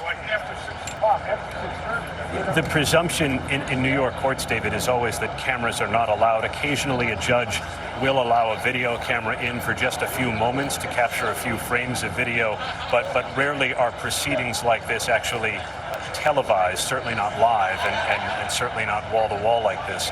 So it wasn't a surprise, but it was the former president's attorneys who said that putting cameras in that courtroom would create not only a circus-like atmosphere, but also would be a infringement on the former president's presumption of innocence. And yet, for all of the talk of circus, out here there are a few hundred protesters mingled in with the curiosity seekers. And the former president seems to have caused some of that circus-like atmosphere by lashing out at the prosecutors and the judge in the case. It is now 2:50 here in the East, 10 minutes before 3 o'clock in the East, and the breaking headline at this hour, just in, the former president has pleaded not guilty to the indictment that has been presented in that courtroom, the 15th floor of criminal court in Lower Manhattan. It's our understanding that he planned on making this plea himself and not through his lawyers. And John Santucci, what have you learned? David, I'm told by a source in the courtroom the former president entered a plea of not guilty. We understand that they are going through the indictment right now. I don't have a readout on that just yet. But as that visual showed, the source telling me the former president sitting there listening quite intently right now, David. It's your understanding so far, John, that it was the president, the former president himself, who entered the plea? That I do not have clarity on, David. I'm working on that. I will keep you updated. We'll see if that bears out. That was an indication given earlier. And again, as John points out, this would be a very strong indication, Kate and Dan, that we're going to soon know what's in this indictment, the fact that he's pleaded not guilty. Yeah, and look, it's going to take them a little time to go through the indictment. If it is, dozens of counts, although if it is redundant and it may sort of reflect exactly the same language in a lot of the counts, just a little bit of a different fact as to which record, et cetera. So we don't know exactly, how detailed or complicated the indictment is going to be. But yes, I would expect that we should be getting this very soon. They have it now. They've reviewed it. He's pled not guilty, and this is the time for them to release it. It's going to be released electronically, so there's no, it's not like they literally need to walk out of the courthouse to deliver it to somebody. They've got it there, and they just have to decide when to release it. Dan, what do we see after this? I mean, take us through what the American public will see. They'll enter the plea. They'll leave the courthouse. They'll head back to Mar-a-Lago. The rest of us will start reporting out what's inside this indictment. But where does the case go from here? This is just the very beginning. Yeah, this is going to take a while. I mean, the first thing is going to be, there are going to be motions, right? There are going to be efforts by the defense in particular to dismiss the case, to limit the charges. If there are felonies, to say the felonies should go away. There's going to be a whole list of arguments that the defense is going to make about why the indictment should fail. Are we looking at months, more than a year here? Oh, yeah. The entire process, I would expect, is going to take more than a year. But that is going to be largely in the hands of the defendant. That is largely in the hands of Donald Trump. Remember, there's a right to a speedy trial. If the defendant wants to move a case quickly, a defendant can move a case quickly. That's not really up to the prosecutor. Now, there are certain things that can happen that are beyond a defendant's control, new evidence, whatever it is. But typically, it is up to the defendant to decide how quickly do we move this forward to trial. I would expect that Donald Trump is going to want to wait, that there is going to be no rush on his part to move forward with this. I think there probably will be a rush to get out some of his motions, right? To say that this is a faulty indictment, that there shouldn't be any felonies here, that there's no crime committed, et cetera. That I think he's going to want out quickly. But when it comes to actually going to trial, I think we're probably well over a year away. And that becomes part of the political calculation, obviously. Right, yeah. I think that's right. I would say at least a year. And in terms of kind of the early responses by Trump's defense team, I think we'll learn a lot about their strategy through their sort of early responses. If they move to dismiss these charges on the basis that this is, as Tacopina has been sort of alluding to in interviews, that this is a political persecution, that this whole case is flawed for that reason, that I think injects some of the political rhetoric into this legal conversation. If instead they say things like the statute of limitations has already run. This was 7 years ago. Probably it's a 5-year statute. They're going to have to figure out how to finesse that. The prosecutors they may do it by saying the statute was paused while Trump was out of New York, of course, being the president in D.C. So there could be legal arguments, there could be more politically inflected arguments, there could be a combination. But I do think they're going to move quickly to try to shape the narrative that will give us some real clues about their larger strategy. For people at home watching and they hear this notion of motion to dismiss, what are the chances of that happening? It's unlikely, but there are some real arguments. Look, we haven't seen the indictment yet. We need to see exactly what it is to know how strong the arguments may not be. I think once Kate and I get a chance to actually review what exactly they're alleging, immediately we'll be able to think about, okay, what could they argue as a defense attorney to eliminate the charges? But if there are felony counts here, and it is in connection with falsification of business records, there is going to be an immediate and serious argument that the felony counts shouldn't apply. We're going to have to see what is it that the prosecution is arguing that allows the misdemeanor to rise to the level of a felony. I have a million questions for you on that, but I'm going to wait until we see what's in the indictment. Yeah, because this could go in a multitude of directions. I wanted to tell the viewers at home what they're looking at. Beneath me there on the screen, that's, I gather, Mark Burstein, that's the hallway there on the 15th floor. Yeah, these are the live pictures, and we will see the president one more time when he leaves the courtroom after they list the charges, the counts in this indictment. As Dan Abrams has been saying here, there's a good chance that many of these counts are very similar in nature. Again, we simply don't know. That is widespread speculation. Multiple outlets suggesting that will be the case today. We are eager to get the indictment. We should have it shortly thereafter. We do know that as you look at this, that the former president was given this indictment, but not long before he entered that courtroom. He was brought into the building. He was booked, fingerprinted, and as Aaron Kotursky said, no handcuffs, no mugshot, even though mugshots really aren't used in New York State anyway. There had been many questions about whether or not that would happen with the former president. A lot of the argument was he's one of the most, if not the most famous face in the world at this point. Why would you need one? He's now in that courtroom, though. The charges are being listed. They're being explained. He's entered a not guilty plea. John Santucci reporting that out. What we don't know is whether or not he entered that plea himself, though there was a suggestion early on that he would.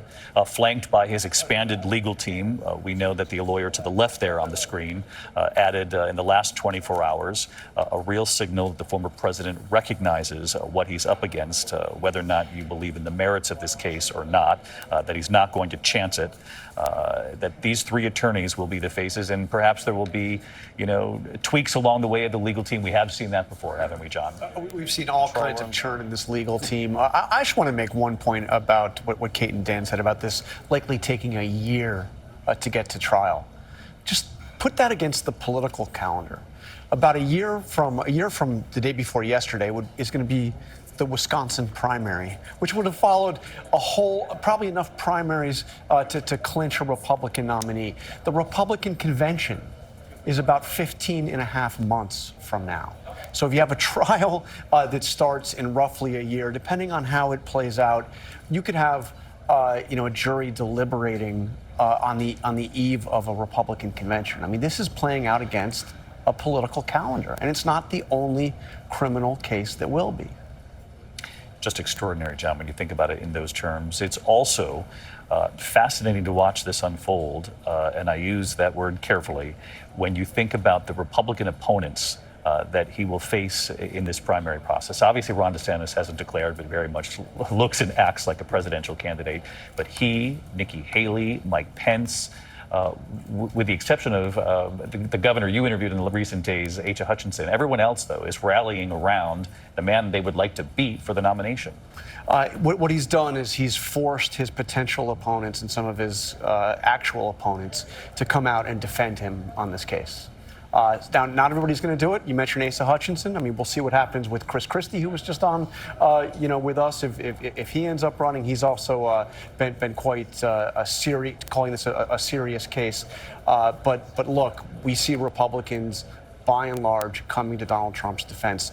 The only statement I've seen so far since he walked into that courtroom has been from the number 3 Republican in the House, and she has come out, Elise Stefanik, and she has attacked the judge, attacked this process and put it directly in the context of the presidential campaign, saying that Donald Trump will defeat this the way he defeated the impeachments, the way he's defeated other investigations, and he will get elected president in 2024. That's the number 3 Republican in the House using this as an opportunity, not just to defend Donald Trump against these allegations, but also to put it in the context of the presidential campaign. John Carl on the political implications and the race for the White House, which we cannot forget is well underway. I want to bring in John Santucci, who has some initial reporting on the counts. We don't know if this is all of them, but John, what have you learned so far? David, so far we have that this indictment includes 34 counts. They are 34 counts that are felonies, David, and they are falsifying business records. That indictment just unsealed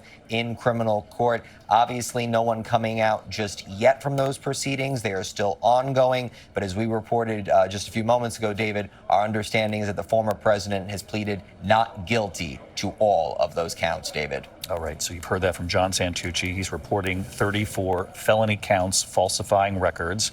For those of us who aren't lawyers, what does that mean, Dan Abrams? Well, that's what we expected, right? We expected that the charge was for falsifying the business records, and this relates to the hush money payments. This was that the hush money payments were categorized as legal fees. And Michael Cohen has made it clear, and whether you believe Michael Cohen or not, the prosecutors will say that they have other evidence that supports it, that this was a payment made to, I think prosecutors will argue, to help his campaign.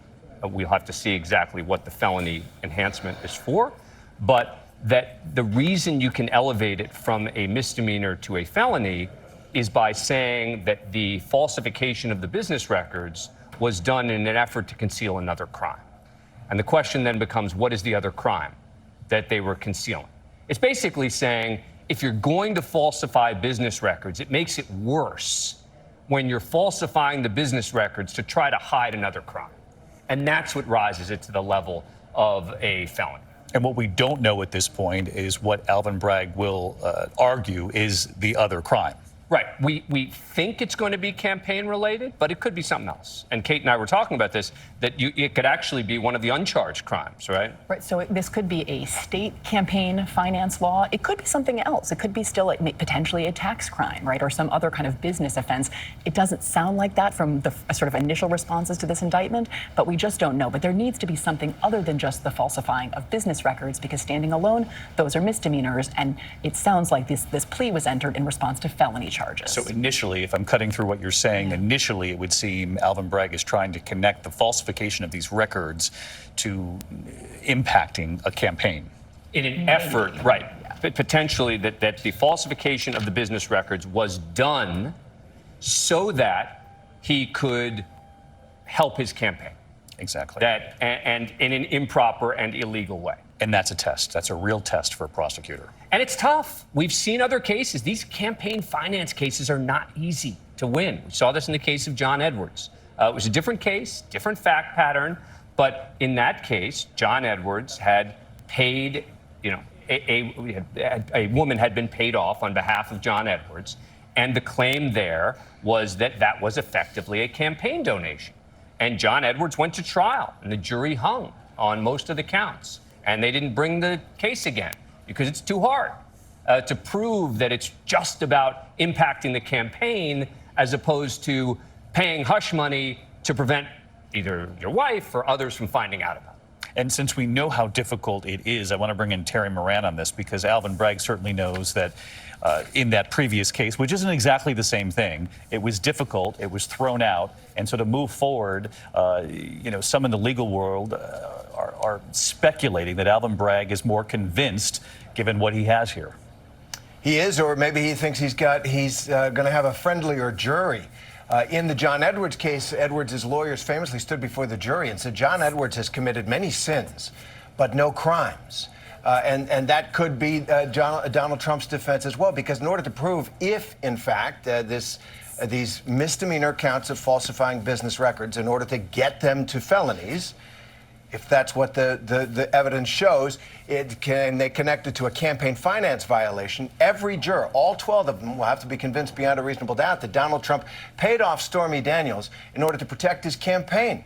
rather than just protect his family or avoid general embarrassment or anything like that. Donald Trump is undoubtedly not the first wealthy New York man to falsify business records by paying money to somebody he had an affair with. This is an unusual case that way. Many of them are not prosecuted. This one is, and the jump to a felony, which could be other crimes as well, does suggest that Alvin Bragg knows, he's got to hit a home run here. He's under a lot of pressure, and it looks like he's swinging for the fences. And what makes this particularly unusual and different from the Edwards case is that Donald Trump is denying he had the affairs, right? John Edwards admitted he had the affair. And he was saying, look, I wanted to protect my family, et cetera. Donald Trump's saying it didn't even happen. These affairs just were not true. So that makes it a more sort of complicated defense to some degree. The other question, too, is why didn't federal prosecutors move forward with this? Why would this be prosecuted at the state level? And that's been untested if this is the route in which they're going. Right. Well, we have to figure out, are they charging under a state election law crime or a federal election law crime? Yes. But it is definitely the case that the feds decided, for a variety of reasons, not to prosecute. But so did the local DA.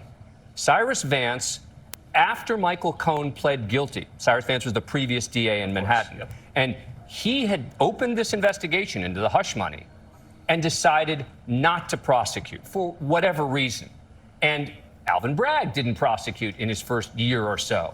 And there are going to be real questions that I think he has to answer at the press conference that he's going to hold later today, which is not just what's in the indictment, and it's a question you asked before, David, but why now? And we'll hope that Alvin Bragg will shed some light on that. He is expected to talk after this arraignment here today in this courtroom. Again, you're looking at a live picture right now, the 15th floor, the only camera in that building. It allowed us to see the former president walking into court, a very stern-looking former president, just a couple of seconds, but finding and locking in on that camera lens. Some would say it plays to his skill set. He knows where to find the camera. He went into the courtroom, and then the only cameras that were in the court are still cameras because his legal team successfully argued before the judge not to have TV cameras in the courtroom, saying it would create a circus-like atmosphere, which explains the still photos. Those photos come to us moments before the proceedings began. Again, our team, Aaron Katursky, John Santucci, Catherine Falders, all joining in reporting at this hour that the indictment is 34 felony counts of falsifying business records. We don't know if that is all of them, but at least 34 felony counts of falsifying business records. The question, as Dan and Kate rightly point out, is how did they get it to that felony level? Are they connecting it to state campaign finance laws, federal laws? Either route would be a challenge for the prosecutor. And again, when we talk about a speaking indictment, it's largely believed that Alvin Bragg in this indictment, once the public gets its hands on it, will offer one of these speaking indictments, essentially the narrative, the story behind why the DA would choose to bring these charges against a former president, would choose to make history in this unprecedented moment that we're witnessing, why they rose to this level. We'll learn much more about all of that as the day wears on. But what you're looking at right now in that hallway, of course, the layers of security, they clearly, you can see it on their faces. This is a day like any other, but in many ways it's not. And I'm sure they know both sides of this. They're there to do their job. We've all come in contact with these officers before, whether it's through jury duty or covering a court case in the past. They just happen to be there on a day when the former president is the criminal defendant. Aaron Katursky continues at his post just outside criminal court. And Aaron, I know you're trying to wrap your head a bit. And again, I don't want to get ahead of ourselves, but wrapping our head around the idea of 34 felony counts of falsifying business records and how this could perhaps connect directly to Michael Cohen and what he offered the DA. I can get to 33 so far, David, just based on what we know about the reimbursement of the $130,000 from Donald Trump to Michael Cohen, his one-time fixer and attorney who actually wrote the check to Stormy Daniels in the closing weeks of the 2016 campaign. There were 11 reimbursement checks sent to Michael Cohen, and each of those can represent a count. There's the bad check, there's the bad invoice, and then there's the bad entry on the Trump Organization's general ledger. So 11 reimbursement payments times each of those three things gets you to 33 felony counts, assuming the counts have been elevated by some underlying crime, some reason why the business records were allegedly falsified. What's the 34th count? We're still waiting to find out as we wait to get our hands on that indictment, David. Again, the former president inside court now for well more than a half an hour. As they go down these counts, he has pleaded not guilty to the crimes laid out. And as we were talking earlier, we believed going in, and we wanted to wait until we heard officially, but we believed going in that many of these counts would mirror one another, and that's exactly what we're seeing play out. Yeah, and you heard Aaron Katersky laying it out there, right? Which is that it's all out of the same series of events, and that there are numerous counts, which is not atypical of prosecutors laying out a case and filing a series of charges.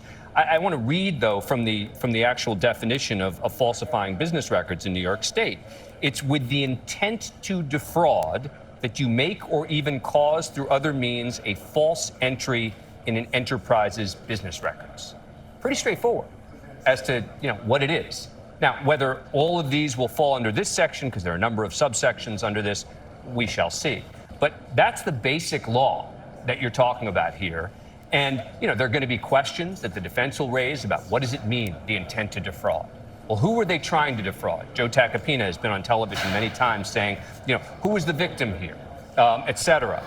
And there will be debates and discussions about the legal definitions, et cetera. But the law, pretty simple. I want to bring in Sarah Isgur to join the conversation. Of course, worked in the Trump years with the Attorney General, the Deputy Attorney General. And Sarah, you see a direct correlation here between the number of counts you're seeing here so far, 34 felony counts, and the guilty plea from Michael Cohen.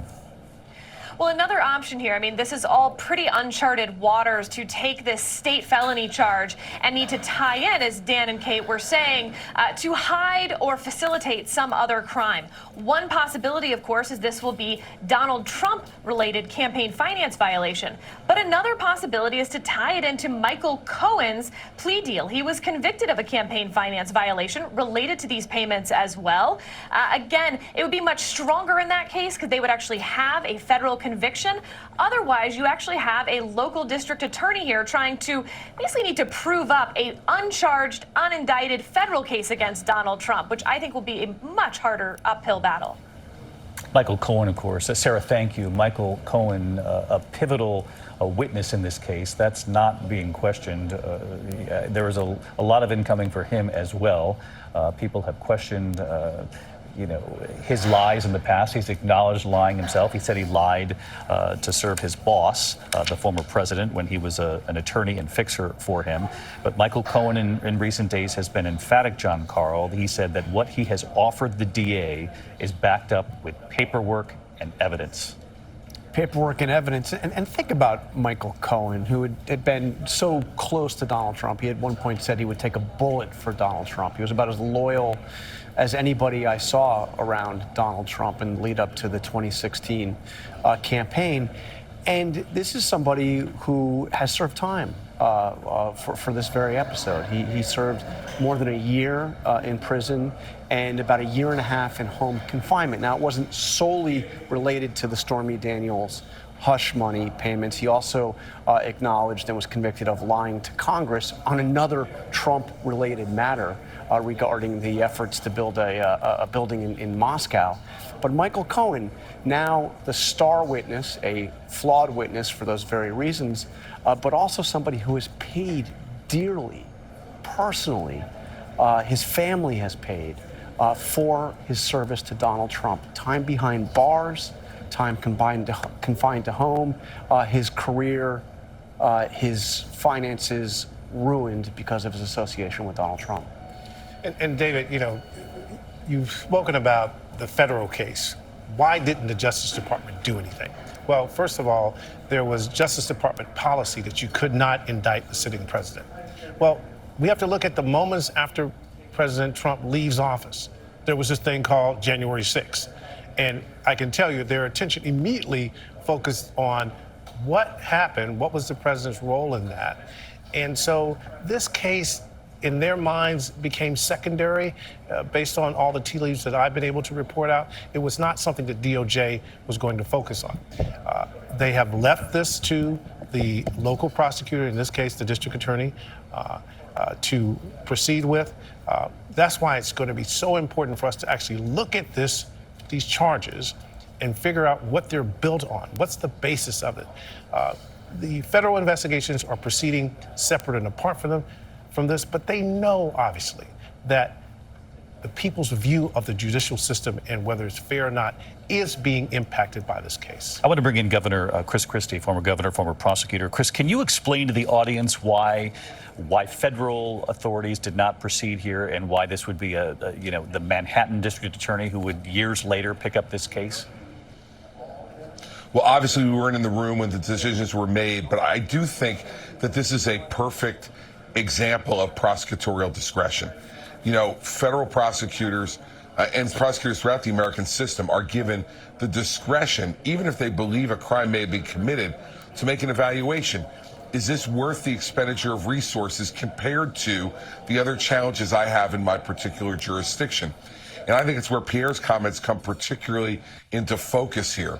You know, when you look at the timing of all this, no doubt there's DOJ policy that says impeachment is the only way to deal with a sitting president.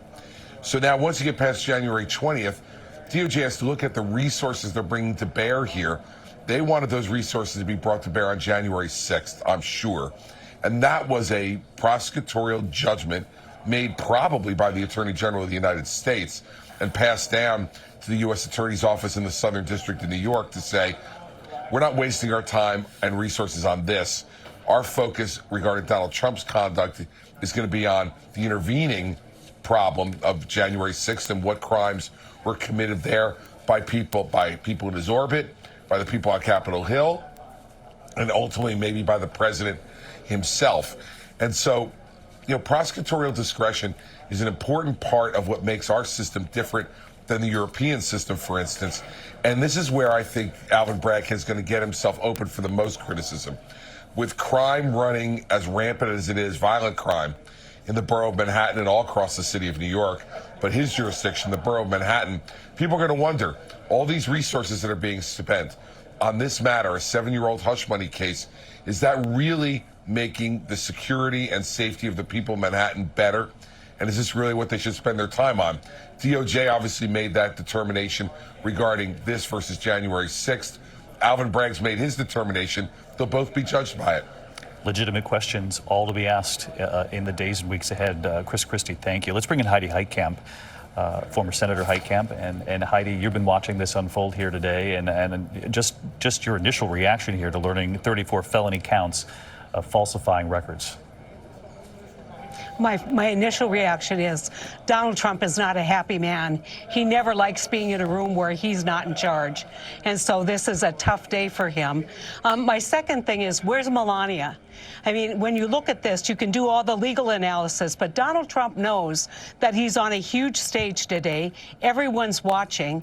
And behind all of this boring kind of business falsification argument is allegations of sexual liaisons that Donald Trump has not ever agreed that actually happened, but yet the public now is going to see this whole issue opened up again. And so if Donald Trump's going to be successful moving, seeking and securing the presidency, he needs to move one group that he lost between 16 and 20, and that's suburban Republican-leaning women, and they aren't going to like what they see in this indictment. They aren't going to like, Donald Trump's between a rock and a hard place politically right now, because if he acknowledges the liaison and says it was no big deal, I did this, purposefully, NDAs were signed, then you're going to have a bad political problem with the group that you need to secure for the presidency. And so the political ramifications are very stark here, in my opinion. We asked the governor, and we've asked him a number of contributors here, Heidi, what they made of the 3 or 4 seconds of the former president going into the courtroom. He lasered in on the camera, those still images of him flanked by his attorneys. You've watched the Trump years unfold. What did you make of those images? And I've spent time with the president, and if you look there for a moment, he narrows his eyes. It's kind of a stink eye at the camera. I don't think he feels defeated nearly as much as he is seething with anger because he is not in control. He thinks and believes that this is all nonsense, and he's got to go through this very difficult process. And at the end of the day, I think he's smart enough to know this may reignite the MAGA base. He may be the martyr for the MAGA movement, but this is not a procedure that helps him secure the presidency of the United States. Heidi Heitkamp. Heidi, we always appreciate your contributions as well. Our thanks to you and to Governor Christie. I want to bring in Mark Updegrove, presidential historian, LBJ Library, of course, in Austin.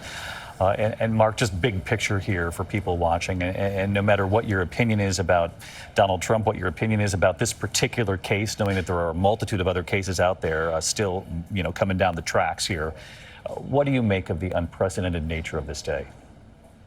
Well, you said it, David, and we hear it time and time and time again as it relates to Donald Trump. Unprecedented. I think it was mentioned earlier that infamous trip down the escalator at Trump Tower when Trump announced his candidacy. That was unprecedented. So much he did during his campaign in 2015 and 2016, unprecedented. So much he did in the White House as president, unprecedented, and now as a former president. This is truly unprecedented. I think what strikes me in this moment, David, is the somberness, the weight. You can feel it. It's palpable in the scene that we're seeing there. In that photograph you showed of Donald Trump earlier before the judge, you could see it in Trump's countenance. And I think it reminds me most of another unprecedented occasion when Richard Nixon resigned from office in 1974. You could feel the weight of the occasion in that moment as well. You could see it on Nixon's face. And I think this image here that we're seeing before us now will become one of the icons of our age. For now, it'll be a symbol of defiance for Trump supporters, for those detractors of Donald Trump, a symbol of his criminality. But certainly that is an image that we'll see that will symbolize this very divided age in which we are right now. It's a really interesting comparison, Mark, and you point out the similarities. Let me ask you about one thing, at least, that's distinctively different, and that is the fact that a number, if not most, Republicans on the Hill have rallied behind this president. We know, ultimately Republicans came in to tell Richard Nixon that essentially this was over. You're facing impeachment. And David, that is the marked difference here. You're absolutely right. Prior to Nixon's resignation in August of 1974, congressional Republicans came to the Oval Office to tell Richard Nixon that he faced almost certain impeachment in the House and likely conviction in the Senate, so he should resign for the good of the country. The Republicans were almost united in that respect. Americans were far less divided at that time. Richard Nixon left with an approval rating of just 24%. As a comparison, Donald Trump, even after January 6th, left with an approval rating of 34% and is now, as has been mentioned, the lead candidate for the Republican nomination. We saw in the wake of these charges, his poll numbers increase, his lead against DeSantis widen, and money pour into the Trump campaign. Again, another symbol of the very divided times in which we live. And part of the unprecedented nature of this moment, and it will be fascinating to watch unfold, is what these Republican candidates do and say in the weeks and months ahead with all of these other cases pending, Mark. I'm curious if that's something, obviously, that you wait and will be watching closely. If there's a shift in tone, once you see where these other cases could potentially go with the Jack Smith, the special counsel investigating January 6th, the documents at Mar-a-Lago, not just the documents themselves, but obviously allegations of obstruction, and in Fulton County, Georgia, and the allegations that there was some pressure to, find the votes. People remember that recording. Whether or not Republican candidates who right now would like the nomination themselves, but are still supporting Donald Trump, if that political calculation will change, given what we see in the months ahead here. It's interesting, David, we saw Trump come out with those NFT cards, those trading cards, a little while back, and one of them was of him as a superhero, but there has not yet been kryptonite for Donald Trump. This is another drip in the wake that affects Trump's candidacy. We have to remember that while he retains great strength among a certain segment of the Republican Party, he lost the election in 2020. There was a disastrous midterm for the Republicans last year as mostly around the election deniers who were in Trump's camp. So we'll see what this charge and the charges in those other cases do to erode Trump's credibility and affect his candidacy for the presidency next year. It's anybody's guess. He has been almost impossible to predict. We use the term.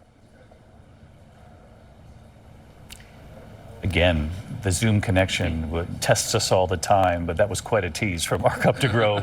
We'll get his final part of that thought because it was a good one. And I do want to bring in Rick Klein, our political director, because Rick, as our eyes are trained, there's some activity here, Secret Service coming out. Let's just stick with this live picture for a moment. There he is, the former president. Let's listen. President Trump, how did you plead? President Trump.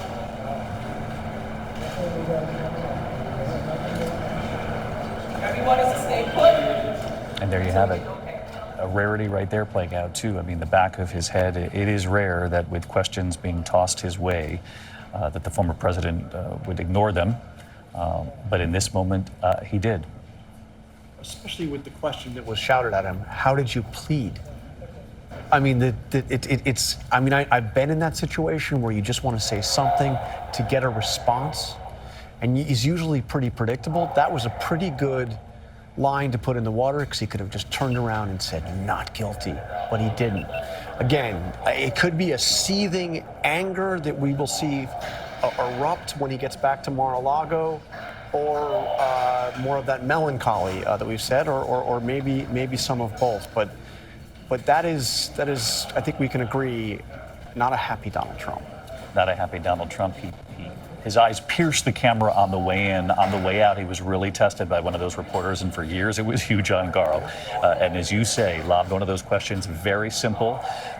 He said going in, through our reporting, that we knew there'd be a not guilty plea. Look, but what we didn't know was whether he would offer that himself. This was the opportunity, as you say.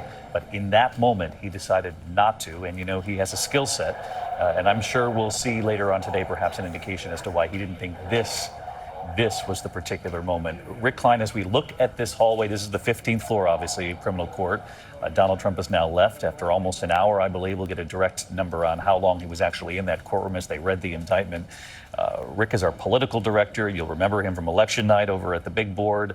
And Rick, I just always like to help folks at home remember the big picture here. And regardless of whether or not he has pleaded not guilty here, 34 felony counts our team is reporting of falsifying business records. Regardless of the history made today, this does not impact whether or not someone can run for president. He will move forward full steam ahead in his race for the White House. There is nothing that stops him from continuing his campaign for the presidency. There's nothing that stops him from even being elected to the presidency, even if he's under indictment, even if he is potentially convicted. His campaign sending out a fundraising appeal with a fake mugshot, a mugshot that does not exist, asking for people to contribute. That's the campaign public face that they're trying to put on this, the spin they're trying to put on this. I think, though, the dour images of Trump in that courtroom speak more truthfully to the reality of this moment. And I think it's a mistake to assume that this helps him politically. Yes, there are Republicans rallying to his defense, but they're doing so around the idea that this prosecutor is overreaching, that he is out of control. They're not rallying to his defense around the substance of these charges, and they will play out over months and months, a year plus, as John Carl pointed out. It could be in the context not just of the Republican primary, but the general election. That's where he may see a lot more political vulnerability. This is a real thing now. This is changes and resets everything around the presidential nominating contest, even as Trump forges ahead with his campaign. Well, just look at this, Rick. We're looking at live pictures of the motorcade already on the move. That shows you how quickly you could get out of that criminal courthouse if you're given the elevator reserved for judges, which is what our reporting tells us in the case of Donald Trump today. We have color from inside the courtroom. Our Catherine Falder's reporting that the former president did enter the not guilty plea himself, and that it was Todd Blanche. This is the new attorney that Donald Trump brought onto the team in the last 24 hours, at least acknowledged it publicly, that there had been an additional defense attorney added who did most of the speaking inside that courtroom here. And David, as you see those images of the motorcade leaving. What the Secret Service wants to do, get him in and get him out. They wanted this to be very businesslike, professional. I think they probably even negotiated with the Trump team that he probably wouldn't do much speaking at the courthouse, either before or after. That's what you're seeing unfold. He will be moving toward the airport promptly, we're being told. So again, for their part, the security of getting the president in the building, have him processed, have the proceeding go forward, then move him out, because trust me, the Secret Service wants to be out of this business. They want him on the campaign, all the things that he will do going forward in a more normal sense. This was anything but normal. They had to put together the security package. He's now in the security bubble. Now they want to get him out of the city and back to Mar-a-Lago. They want him back on that plane. They want New Yorkers safe and the former president safe. And if they can say that at the end of the day, they will have done their job. The Secret Service and the NYPD. And, you know, the officers who turn up at court every single day, who we saw on cameras here for a good portion of this afternoon. As we look at this live picture of the motorcade, John, I know that you've been in touch with Catherine Falders and our team with a little more of how this played out inside that courtroom. A little bit, David. They're being very controlling right now. Our team is still inside the courtroom, but I'm being told by ABC's Laura Romero, president, as we've reported, David, pled not guilty, 34 counts. Laura says the president was calm throughout the proceedings, spoke very quietly, David, apparently only speaking to enter that not guilty plea and then whispering to his lawyers as the proceedings were ongoing. But we're still getting a readout from the team in there, David. I think they'll be hopefully out shortly and will be able to join us in our coverage. Yep, raise your hand as soon as you hear from any of them, and we will go to them just for a description of inside that court. Here is an image right now of the former president leaving the courtroom. This is, of course, moments ago, since you're watching the motorcade on the left-hand side of your screen. But again, as quickly as he went into the courthouse today, no interest on his part of approaching those cameras. Perhaps that was just part of the speculation at the beginning of the day, or the bravado, until the heaviness of the moment starts to sink in. And I think it was smart, right? I think he dealt with it the right way, which is it's smarter for him to just take the proceeding itself seriously, go back to Mar-a-Lago, hold a press conference tonight where he completely bashes the DA and the entire process, right? At least it allows him to separate it out and to not suggest that he's not even taking this seriously, et cetera. Completely bashes? You think you'll hear some of the same rhetoric? Absolutely, absolutely. I mean, John would know better than me, but I would expect we're going to hear the same level of rhetoric. I don't think anything will have fundamentally changed from just having been in the courtroom. I would expect that he's going to bash the DA, he's going to bash the charges, et cetera, right? There are no ramifications for that now that he's appeared before the judge? No, I think, look, he's got his freedom of speech, he's got his right to make comments. As long as there's not a gag order in place about the case, he can say what he wants. Really, there's no legal calculation now. I mean, certainly the lawyers will counsel him to keep it down. You don't win any points by irritating or personally attacking a judge, by seeming to intimidate a prosecutor or witnesses. But Donald Trump is Donald Trump, and as we were talking about earlier, this is now his presidential campaign. Yeah. He's not just attacking Democrats anymore. He's just not attacking Joe Biden. As a matter of fact, that's going to become secondary. It already, in a way, has become secondary to his main focus, which is to say that he has been a victim, that these prosecutors are out to get him, and they're out to get him because what they're really out to get is they're out to get you, my supporters, across America. John, as you and I both know, as we study these live images right now, the person who will be studying these images the moment he's on that plane is the former president. You know, he was watching cable television last night. Can you imagine? You come into New York, you know, the night before you're going to be indicted. He's huddled with, as we've reported, his legal team, but also his handful of political aides. No family to speak of. Eric Trump was on hand for at least part of it, but he's there. He's hate watching cable television, looking at how it's playing, how it's being covered, and I can guarantee you that's what will be on his airplane as he flies back to West Palm Beach. No question. And will he ask the question that you've heard before? You know, how did that play? My moment looking at the camera. Do you think that was the right way to handle that? I mean, he's going to be doing that, and he's going to be focused on what's going to happen tonight. And I think that one measure of how worried he is now, concerned he is about all of this, is does he stick to the script tonight? Because there will be a script. I gather that script is being undoubtedly, yes, tweaked as we speak. Yes. Now, whether or not he goes along with the tweaks, the suggestions from his team. Yeah, and what he does, but even after that, the question is, does he read what's in the prompter? Well, we're getting an interesting headline coming in right now. I want to go to Aaron Gutersky, who's in Lower Manhattan, because Aaron, there was something the judge had requested when it comes to social media. Tell us about this and how far did this get? Well, we know that the arraignment itself, him pleading not guilty, David, took just minutes. But part of the reason why he was in there for the better part of an hour is the prosecutors gave a rather lengthy soliloquy in court. Part of that included showing the judge images of at least 2 threats that have been made to Manhattan District Attorney Alvin Bragg, who was there seated in the courtroom. And they asked the judge for a protective order in the case over all of the discovery, over all of the evidence that needs to be shared with the defense. We'll get a read shortly as to whether the judge granted it, but it just goes to show how charged this entire criminal case has been, that the prosecutors are asking for that protective order and making the judge aware of the threats to the prosecutor. Alvin Bragg had received a white powder in the mail in the basement of this building.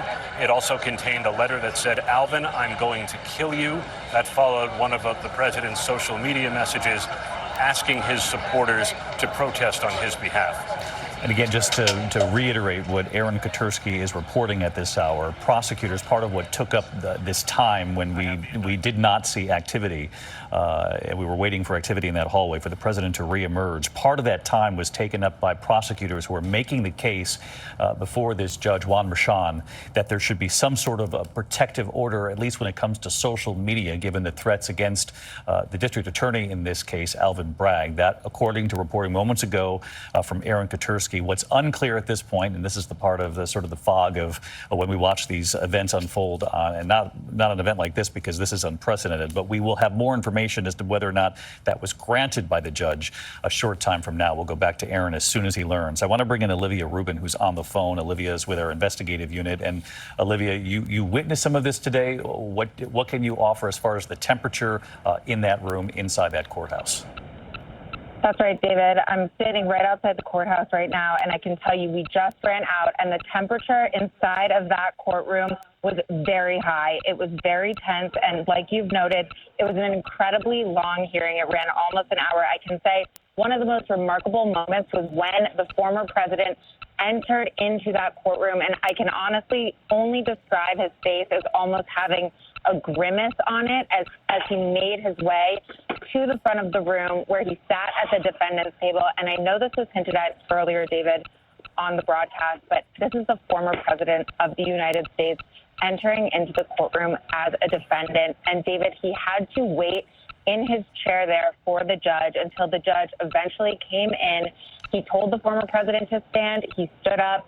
Trump sat back down, and ultimately the judge said, "Let's arraign Mr. Trump." And Trump entered that guilty plea on his own. He said, "Not guilty." And that was what kicked off sort of this longer hearing where the prosecutors brought up a number of issues. I know you mentioned the protective order. It seemed from the discussions that there was some agreement between the prosecutors and the defense that there could be this protective order as it pertains to discovery material. The prosecutors said that they only wanted Trump to have access to some of these materials in certain ways so that he could not disseminate them. The defense agreeing to some, the judge ultimately not weighing in. But I do also want to go to this remarkable moment that sort of sparked this conversation about the threats, where the prosecutor brought up the post. Of course, he has attacked the judge. He has attacked Bragg himself, who was in the room there. And this moment, David, where one of the prosecutors actually passed around copies of Trump's social media posts attacking people who were in that very room. And he walked over and he put those posts on Trump's defense table, David. A remarkable scene described by Olivia Rubin. Stick with us here, Olivia. Olivia describing how events unfolded inside that courtroom, Judge Juan Merchan's courtroom. Olivia describing the former president walking in. We saw the version from the hallway. Olivia saw it from inside the room, describing the grimace, the former president sitting down at the defense table, the judge in that courtroom asking the former president to stand. Asking him what his plea was. Olivia describing the former president in his own words, saying not guilty, something that we thought would play out and did in fact play out in that courtroom. Olivia, I wanted to ask you more about the threats, because this is going to be part of this story unfolding that we're still learning about, this request from the prosecution that the judge impose some sort of protective order about threats moving forward, dangerous rhetoric, social media, if you will. What more can you tell us about that? And what was the reaction? You mentioned some of this was put on the defense table, I gather, in front of the former president. Was there any reaction? David, we could not see the former president the entire time there, but what I can say is that he sat in his seat and he was essentially stone-faced, looking forward. He did not crack a smile. He didn't seem to turn around and take in the room while he was sitting there. Of course, he would lean side to side as his attorneys would whisper in his ears. He looked attentively as he was speaking. He would blink and take it in. There was this moment where the prosecutors brought up potentially a conflict of interest with one of Trump's attorneys, and the judge looked directly at the former president and said, I want to inform you that you have the right for conflict-free representation. Do you understand that? It appears that the president nodded, which the judge didn't seem was good enough. He put his hand to his ear and he said, I can't hear you. And the president had to speak up again and say yes. And so it was those types of moments that made it so abundantly clear that the former president in this room was a defendant, David. He was at the will of the judge, and he had to sit through, as we've described, what was nearly a 1-hour hearing. And by the end, the judge was reading to him sort of these, what he described as, commonplace, usual directions that he gives to all defendants. And as he was ticking through them, the former president is sitting in his seat and he's saying, yes, yes. And I have to say, by this point of the hearing, the former president's voice had gone a little bit hoarse. It was not forceful. It was not projected. He had kind of gotten to the end of his line here almost, and that is sort of where the hearing ended. Really important reporting from our investigative reporter and producer, Olivia Rubin. And one last question before I move on here, Olivia, because you're also the first window to Judge Juan Merchan for us as well. There had been some question about what the demeanor would be in that courtroom, business as usual, and what this is like when you juxtapose someone who has the skill set of the former president in the public eye, the public sphere, entering that courtroom, and how quickly the dynamic shifts when you're a criminal defendant.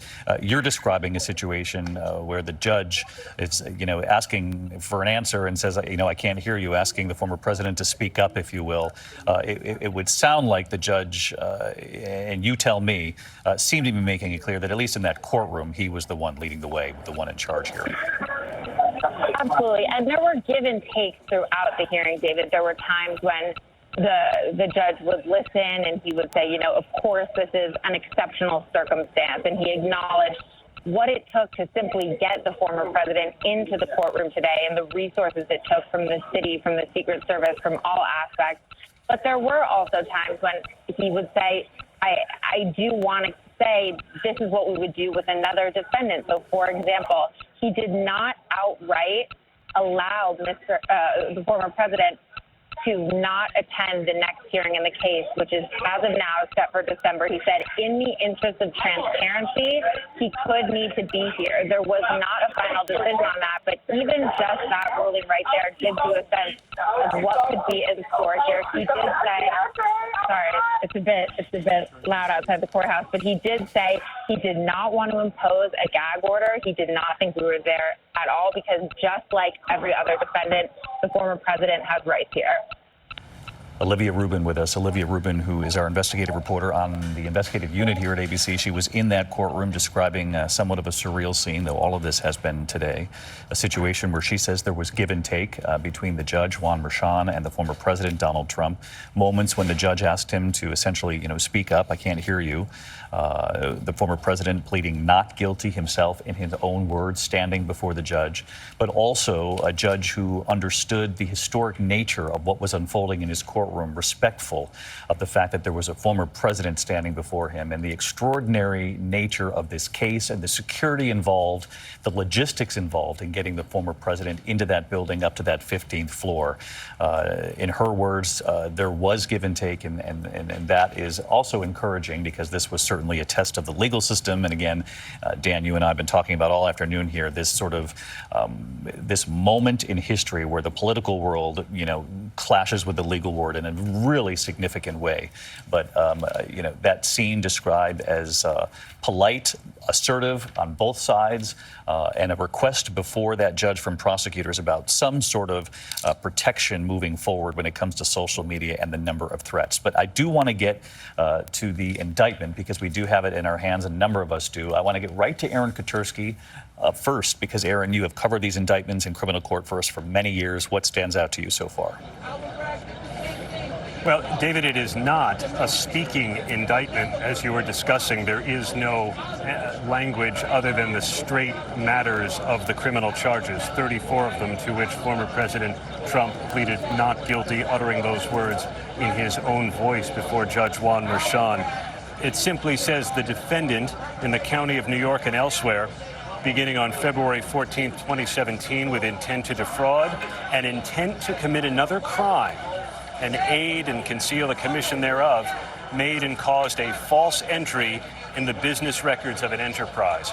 This is how the district attorney's office has elevated a charge that is normally a misdemeanor to a felony because it was done with the intent to commit another crime and conceal the commission of another crime. That other crime, as we understand it, is a conspiracy to promote or prevent the election of 2 or more people in New York. David. Aaron Katersky, outside criminal court. Aaron, stick with us here because we're just getting a statement now from the district attorney, Alvin Bragg, who is expected to address the public here a short time from now. I want to read from this statement for those of you at home. The DA, Alvin Bragg, today announcing the indictment of Donald J. Trump. And this is important here because this helps to describe, as Aaron said, the list of charges, the counts, without much of an explanation in the indictment. Well, here's where he's filling the blanks here. He says, Alvin Bragg indicting Donald Trump for falsifying New York business records in order to conceal damaging information and unlawful activity from American voters before and after the 2016 election. The DA's office goes on to say, during the election, Trump and others employed a, quote, catch and kill scheme to identify, purchase, and bury negative information about him and to boost his electoral prospects. That would seem to be the first significant window from the DA's office, Dan. It is, but as a legal matter, I think that the 34 counts, it appears, just relate to the $130,000 payout to Stormy Daniels. So what it seems to me, and Kate can correct me or Pierre can correct me if they think I'm wrong, but it seems to me that what they've done is they've laid out the context for what was happening, right, in this press release. They basically talked about how from 2015 to 2017 that Trump orchestrated a catch and kill scheme, as you pointed out, through a series of payments. But when it comes to the actual charges, it goes down to say, in total, 34 false entries were made in New York business records to conceal the initial covert $130,000 payment. And that seems to be where the charges are stemming from as we go through this. And each one of the charges, as Aaron Katersky had laid it out, relate to either a check or a false recording in their business records, an invoice, a marked record. Each one of those is considered another count here. And as we expected, they have said that a violation, and it's unclear if it's state or federal, because it says here, including attempts to violate state and federal election laws, which seems to be what took this from a misdemeanor to a felony. And Pierre seems to There's another key line in here which underscores what you're saying here. The DA's office saying in this press release, Trump is charged in a New York State Supreme Court indictment with 34 counts of falsifying business records in the first degree, which signals that it's a felony. But again, all 34 counts directly related to falsifying business records, Kate. They are, and the press release accompanying the indictment suggests that the scheme itself is being charged as a scheme designed to bury negative information to boost the former president's electoral prospects. And there's a reference made to attempts to violate both state and federal election laws. So the scheme is sort of being charged as the one we have been anticipating, but there's not as much clarity as you might expect in some of these documents regarding what specific federal and state election laws are being used to boost this misdemeanor to a felony, now, or these misdemeanors to felonies. Now, it's not that those need to be charged separately, right? The way this New York law works is it becomes a felony if committed in furtherance of another crime. You don't have to prove or actually even charge the other crime, but the sort of generality of the reference to the other crimes is surprising, at least to me. We don't yet know the full legal theory. And David, we'll have to print out the statement of facts that accompanies the indictment. But what you essentially see from the district attorney here is he's making the case that this was a conspiracy to use this catch and kill philosophy, i.e., we're going to take this story out from the public domain so it never sees the light of day.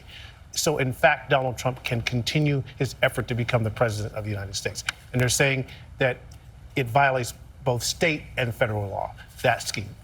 You catch the story, you pay for it, but then you never print it. You catch and kill it. That's the allegation here. And again, this is the indictment, which isn't a speaking indictment, but you can get the sense of the size of this here. These are the charges laid out, and then what we're basing so far, the narrative provided by the DA comes in a 2-page sort of press release, if you will. Alvin Bragg is going to address the public a short time from now. He'll face many of the questions, the open-ended questions that we have here at the table. John? David, there's also an introduction here, in addition to the press statement and the list of counts, that goes through in detail this catch and release process that was going on, and it's described. And there's some new details in here, but it's describing the head of the company that owned the National Enquirer telling Trump in a meeting at Trump Tower in 2015 that this is David Pecker, would act as his eyes and ears for the campaign by looking out for negative stories about the defendant and alerting lawyer A before the stories were published. That lawyer A, of course, would be Michael Cohen. One of the stories mentioned specifically is a story revolving a Trump Tower doorman who it says that in October, between October and November of 2015, was trying to sell information regarding a child that the defendant allegedly fathered out of wedlock. And the AMI CEO, that's David Pecker's direction, AMI negotiated and signed an agreement to pay the doorman $30,000 to acquire exclusive rights to that story. Again, catch the story and then bury it. Again, these are the allegations laid out in this indictment. And then there's another woman that's mentioned here, not named, but another woman that is mentioned who was also paid $150,000, so a little bit more than Stormy Daniels got, to suppress her story of having an affair with Donald Trump while he was married to his current wife, Melania. I just want to remind the audience, and for those who are with us every day, you remember this, but you have reported in recent days how David Pecker was back before the grand jury. He was among the first witnesses, and he was the final witness. But we still have to get, I think, an answer from Alvin Bragg at the press conference as to why now. We still don't have that answer. This is interesting and it's fascinating, and this is sort of along the lines of what we expected. But there's not a lot new here. I mean, we knew about these various allegations. We knew about the various payoffs. I think that Alvin Bragg still owes the public an explanation as to why did he decide to begin this grand jury at this point, well over a year into his term. Why did the previous DA, who had opened the case after Michael Cohen pled guilty, and there are a lot of people who've been focusing on a comment that Cyrus Vance made on television where he said that he had been asked to stand down by the feds, but this is now after that. He opened it and decided not to charge. These are questions that I think that the DA has to answer at this press conference that is not answered from the press release and is not answered from the indictment.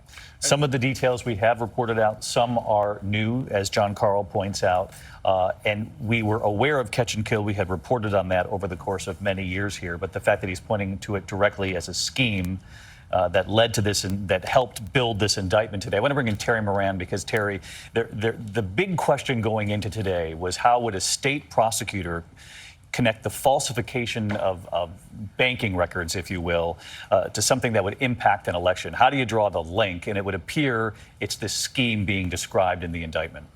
Right, which describes hush money payments to several people, not just one, that this was a pattern and practice during the 2016 election. And it turns out, as Aaron Katersky heard from his sources, there is a section of New York State's election law, Section 17-152, which says any two or more persons who conspire to promote or prevent the election of any person to a public office by unlawful means, and which conspiracy is acted upon by one or more of the parties, shall be guilty of a misdemeanor. Now, that could be connected. That's a New York State crime. But if it is a conspiracy to use unlawful means, falsifying business records would be that. Although Aaron's also hearing that they are involving federal campaign law. And then that gets into the question, why is a state prosecutor empowered to enforce federal campaign law? Federal government isn't going to like state prosecutors running around making cases on that. There's preemption issues, as they call it. There's other issues as well. And so there may be a lot of legal fighting about the nature of these charges before you get to any witness and evidence and trial. And the state prosecutor making the case that this somehow affected a direct correlation with federal election law is the part of this, Terry, that's really untested. Very untested. It is a reach. This prosecution is a reach. Obviously, they've got them dead to rights on falsifying documents, falsifying business documents, but then to latch it into the crime of either the New York State election law or federal election law is a leap, and it needs to be proved beyond a reasonable doubt to 12 people, and that may be tough. Pierre? Yeah, one of the things that's quite interesting here is that the statement of facts, which we now have and have printed out, is what speaks for the indictment. It lays out the narrative. But the key witness in this case, based on the reading of this, will be the publisher of the National Enquirer, because he can speak to, one would think, whether Donald Trump himself was aware of this catch and kill scheme and participated in it. One of the things that Michael Cohen stated when he was pleading guilty to the federal charges is that it was done at the direction of individual A, who we now know is former President Donald Trump. Now, whether they have the evidence to prove that Donald Trump was a willing participant in this, directed it, is what we have yet to see. What is the evidence that they can show that he was directly involved, knew what was going on, and wanted it to happen? I think it's really interesting, Pierre, because people at home are going to say, well, we've heard so much about Stormy Daniels, we've heard so much about Michael Cohen, but Pierre Thomas just said the key witness in this case will be David Pecker and the alleged involvement or interaction that involved a catch and kill scheme. Exactly. Because, again, he's the person that's orchestrating it. He's catching the story and killing it so that it never sees the light of day. So the key is, what was his conversation with Donald Trump, if any? What was his conversation with Michael Cohen? What was his understanding of what was to take place? And what did he tell the DA? Exactly. Behind closed doors. All right, let's bring in John Santucci for more on the scheme that they're laying forward here, John, the alleged scheme. David, the most fascinating thing to me in reading this statement of facts is that, everybody and us thought Michael Cohen was the sole narrator of this story. Reading this statement of facts, this seems like it's a story told by Michael Cohen and David Pecker. They talked through, David, in this statement of facts, how this was not a one-time occurrence in this relationship. That David Pecker, who was the publisher of the National Enquirer, when they would get wind of a story that was bad for Donald Trump, they would reach out to Michael Cohen and, as we've said, make a deal to catch the story and then make it go away, to kill it. They give the examples of the first woman that was $150,000 payment, that being Karen McDougal, who gave an interview right around the 2016, right after the 2016 election, and talked about what a relationship she had with Donald Trump. Far more significant, frankly, in her telling of it than Stormy Daniels. They talk about a doorman who wanted to sell a damaging story against Trump, another catch and kill there, and they talk about Stormy Daniels. But that one seems to be a little different, but nevertheless, Pecker and Cohen working in tandem on all of these. It's a really interesting story, quite frankly, that the DA's office tries to show. And, you know, we've thrown that word conspiracy out there a lot. Certainly in the statement of facts, they are talking about a conspiracy in the sense that this was a trend. This was not a one-time deal that happened. It seemed to be a rinse and repeat relationship for Cohen and Pecker, all to the benefit of Donald Trump. John Santucci, our thanks to you. Keep pouring through along with the rest of the team here. I want to bring in former Governor Chris Christie. And Chris, I'm curious, are you at all surprised at the role David Pecker seems to be playing as far as his seems to be a very significant witness here for the DA? No, in fact, on Sunday when I was on the This Week show with George, he asked me what did I think was going to be different or new. And I looked at him and said two words, David Pecker. Look, I disagree a bit with some who have said they think this is a reach. Look, if in fact it doesn't seem to me that federal campaign finance law needs to be involved in any way here. The crime is to try to essentially defraud the voters of the state of New York by trying to either help or impede the election or defeat of two or more candidates, which would be Hillary Clinton and Donald Trump. And Pecker is the guy. And I think what may have changed here with Alvin Bragg is maybe David Pecker was willing to come forward now and be cooperative because in the federal case, there was a lot of back and forth with Pecker about what he would do or not do.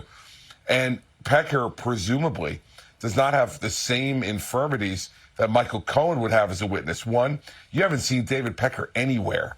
You haven't seen him on television giving any interviews or doing anything else. I haven't seen this guy for a long time. And I certainly haven't seen him making any public comments as opposed to Michael Cohen, who seems to be as addicted as his former boss is to getting in front of a TV camera.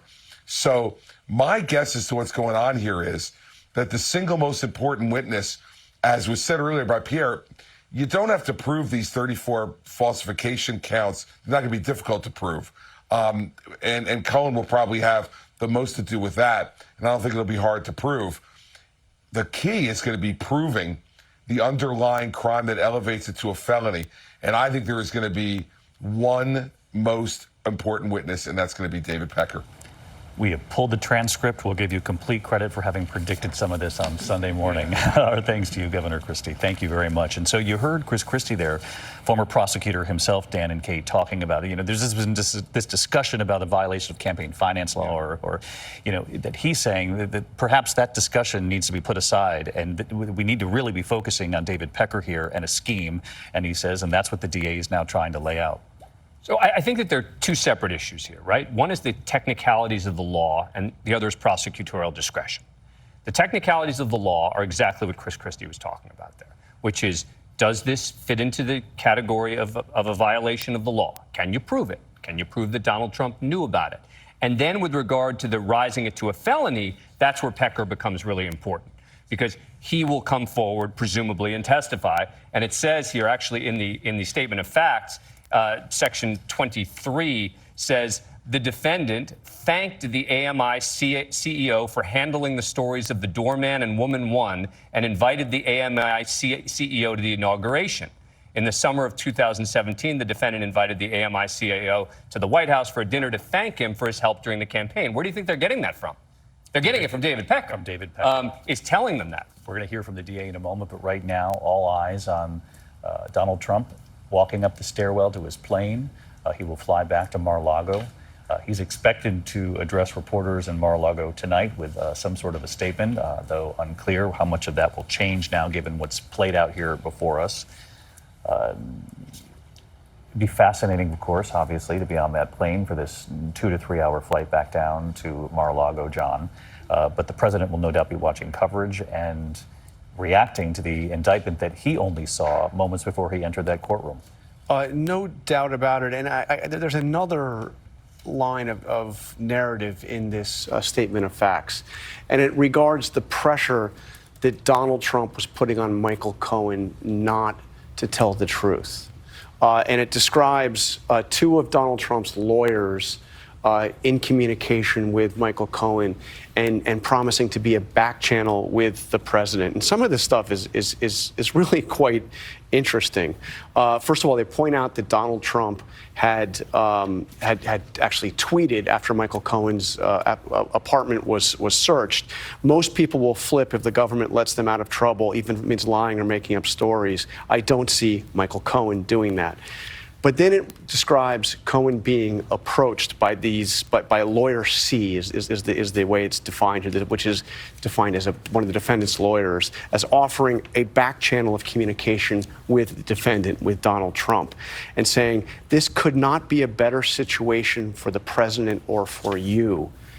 I spoke with another Trump lawyer, very, very positive. You are loved. Sleep well tonight. You have friends in high places. What this sounds to me like is the suggestion that Michael Cohen was going to be protected by Donald Trump. And what I actually asked Trump about the day after his Michael Cohen's home was raided was, are you considering a pardon for Michael Cohen? And I'll never forget the reaction, because Trump glared at me, looked at me and said, that's a stupid question. Stupid question. And it really got to him. This implication here, it seems to me, is that through these intermediaries, Michael Cohen was being assured that the president was going to take care of him as long as he didn't testify against him. How do you take care of him? It's a pardon. The question that you asked. I think there's another question out there, too, and that is whether or not the previous Manhattan DA had the full cooperation of David Pecker, the way Alvin Bragg seems to. He seems to be a crucial part of this indictment, and I think that's going to be a central question for... But he's not unassailable either. Remember, he ran a really seedy publication for a long time that did a lot of dirty work, right? So let's not start treating David Pecker as if he's going to be some witness that's going to come in with totally clean hands, et cetera. Well, right? I'm certainly not elevating him and putting him on a pedestal. But I'm asking, though, is because there have been questions about why the other DA didn't move forward and why Alvin Bragg did. I wonder if this will be part of the answer moving forward. It's just a question that's out there. I think that's right. I think and look, Chris Christie made that point, and it strikes me as being absolutely, potentially true. We don't know exactly what the difference is between what he was willing to do before and what he's willing to do now. And just one little development also. In 2021, the National Enquirer's parent company paid an almost $200,000 Federal Election Commission fine specifically regarding the Karen McDougal payments. So I'm not sure how exactly the timing works out, but this is something the Federal Election Commission did look at, and there was an actual settlement reached. So other investigators to the kind of, well, why haven't the feds looked at this? Actually, as to one aspect of the scheme, the feds did take a look, and the FEC actually imposed a civil penalty. And David, to pick up on what Dan was saying, this reference to President Trump having a conversation with Pecker about his gratefulness for catching and killing these stories. Again, we don't know the specifics. We don't yet know what Pecker would say in court. We don't know those details. But that's going to be critical, is how detailed is that information? We don't know what his credibility will be, but there is this notion pointed to in this statement of facts that the president was aware of what was done, that's the suggestion, and was happy about it having been done. So we need to dig into that. Pecker will be a person that everyone wants to try to interview right now. We need to know the answer to those questions before we can make some final assessments. And as we look at that live picture of the plane, he hasn't taken off yet, the former president, to go back to Mar-a-Lago. But John, I'd be fascinated to know how angry perhaps the former president is to have learned the level to which it appears David Pecker has cooperated with the DA and with prosecutors here. Yeah, Donald Trump hasn't always been good to understate things at being loyal to those that have been loyal to him, but he has demanded loyalty. And here you have two people who are extremely close to him. His fixer, Michael Cohen, his good friend, David Pecker. And we know Michael Cohen turned on him, 5 years ago. But now we're learning that David Pecker, somebody he did consider a friend, has turned on him. And he will be seething in anger at that. Again, this is somebody that isn't always so good at conveying loyalty to others, but he demands it. In return, no question about that. And in fact, we're seeing that another new chapter of that in tracking the Republicans who are supporting him right now. Rachel Scott has reported that not only is he calling for support, but then keeping track of those who are with him and those who are not, particularly with him ahead in the polls and growing, at least right now, in these last couple of days. I want to bring in Olivia Rubin again, the reporter who was inside that courtroom, because this was something that we had all talked about here at the desk, which is the political calculation, because there's this race for the White House playing out right now. And Olivia, both sides got a chance to say when ideally this trial would begin if it goes to trial, and there were two different dates thrown out. Absolutely. They in a way got right down to business, with the prosecutor telling the judge that they were eyeing a January 2024 trial date. Of course, that's right in the middle of that election year. Trump's attorney got up. Todd Blanche, he said that felt aggressive to him. They said maybe something more towards the spring, obviously trying to push it back a little bit there, with the judge ultimately weighing in. He did not pick a date or anything of the sort, but he said, I would like to move this ahead. But the defense actually pushing it to the spring, or suggesting at least, which gets it even closer to Election Day. Exactly, that's right. And again, the judge not weighing in on dates. Of course, he did set that date for December, just at the end of this year, for Trump to potentially have to come back to Manhattan, come back to court. The attorneys will be there. The question is, will Trump be there? But this does not seem like something that's going away, or something that Trump himself will not have to be dealing with. Really interesting information coming in from Olivia Rubin. Again, this timetable is not set in stone, not even close, but there were some dates thrown out in court. The judge suggesting that both sides would have to return the end of this year, but that perhaps if this goes to trial, the prosecution suggesting January of 24, obviously the beginning of this coming year. Less than a year away, January 24, right in the height of a presidential campaign. The defense team reacting, saying, let's push that back a little bit to spring of 24. And we all know that in November of 24 is going to be, election night in America. So this is something that will play out right in the middle of a presidential campaign. You're looking live right now at the podium where it's believed the Manhattan DA, Alvin Bragg, who has a number of questions to answer. Dan Abrams has a number of them for him. And so do the reporters in that room about the theory behind this indictment, why now, why this indictment, and how strong he believes this scheme that he has laid out in this indictment. That one of the things that Pierre Thomas pointed out right away is that it's not just Stormy Daniels and Michael Cohen, the names that you've heard reported over and over again. Also central figures in this indictment, it would appear, and we'll let the Manhattan DA speak for himself, but it would appear David Pecker, who owned the National Enquirer, has played a significant role in this indictment put together by the DA and the allegation that there was this scheme, and we've reported on this before, to catch and kill stories that were considered to be harmful, if you will, to a presidential candidate, particularly some of these stories that were playing out in the months and leading up to that crucial election day of 2016, John. Absolutely, and I have to come back to this motion about the trial date. January 16th is the New Hampshire primary. And the prosecution is asking for a start date in January for the trial. The Trump team responding with the spring. Well, the spring, we're talking Super Tuesday. We're talking the conclusion, or close to the conclusion, of the Republican primary process. No matter how you look at this, this plays out right in the middle of the campaign. And it'll likely be pushed even beyond that. I mean, these are just the initial discussions about a trial date, and those things often get pushed back once motions start, et cetera. And again, as we talked about before, it's in the hands of the defendant, really, as to how much they want to delay it.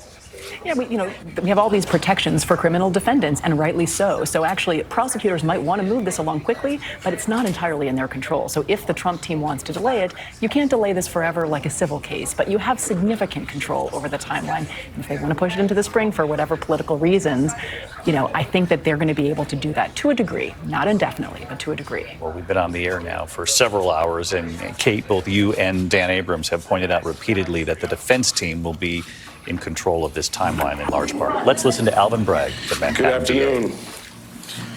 Thank you for joining us here today. Earlier this afternoon, Donald Trump was arraigned on a New York Supreme Court indictment returned by a Manhattan grand jury on 34 felony counts of falsifying business records in the first degree.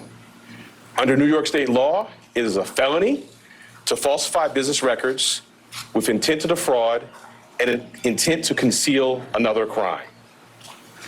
That is exactly what this case is about. 34 false statements made to cover up other crimes. These are felony crimes in New York State, no matter who you are. We cannot and will not normalize serious criminal conduct. The defendant repeatedly made false statements on New York business records. He also caused others to make false statements. The defendant claimed that he was paying Michael Cohen for legal services performed in 2017. This simply was not true. And it was a false statement that the defendant made month after month in 2017. April, May, June, and so on through the rest of the year. For 9 straight months, the defendant held documents in his hand containing this key lie, that he was paying Michael Cohen for legal services performed in 2017. And he personally signed checks for payments to Michael Cohen for each of these 9 months. In total, the grand jury found there were 34 documents with this critical false statement. Why did Donald Trump repeatedly make these false statements? The evidence will show that he did so to cover up crimes relating to the 2016 election. Donald Trump, executives at the publishing company American Media Incorporated, Mr. Cohen, and others agreed in 2015 to a catch and kill scheme. That is, a scheme to buy and suppress negative information to help Mr. Trump's chance of winning the election.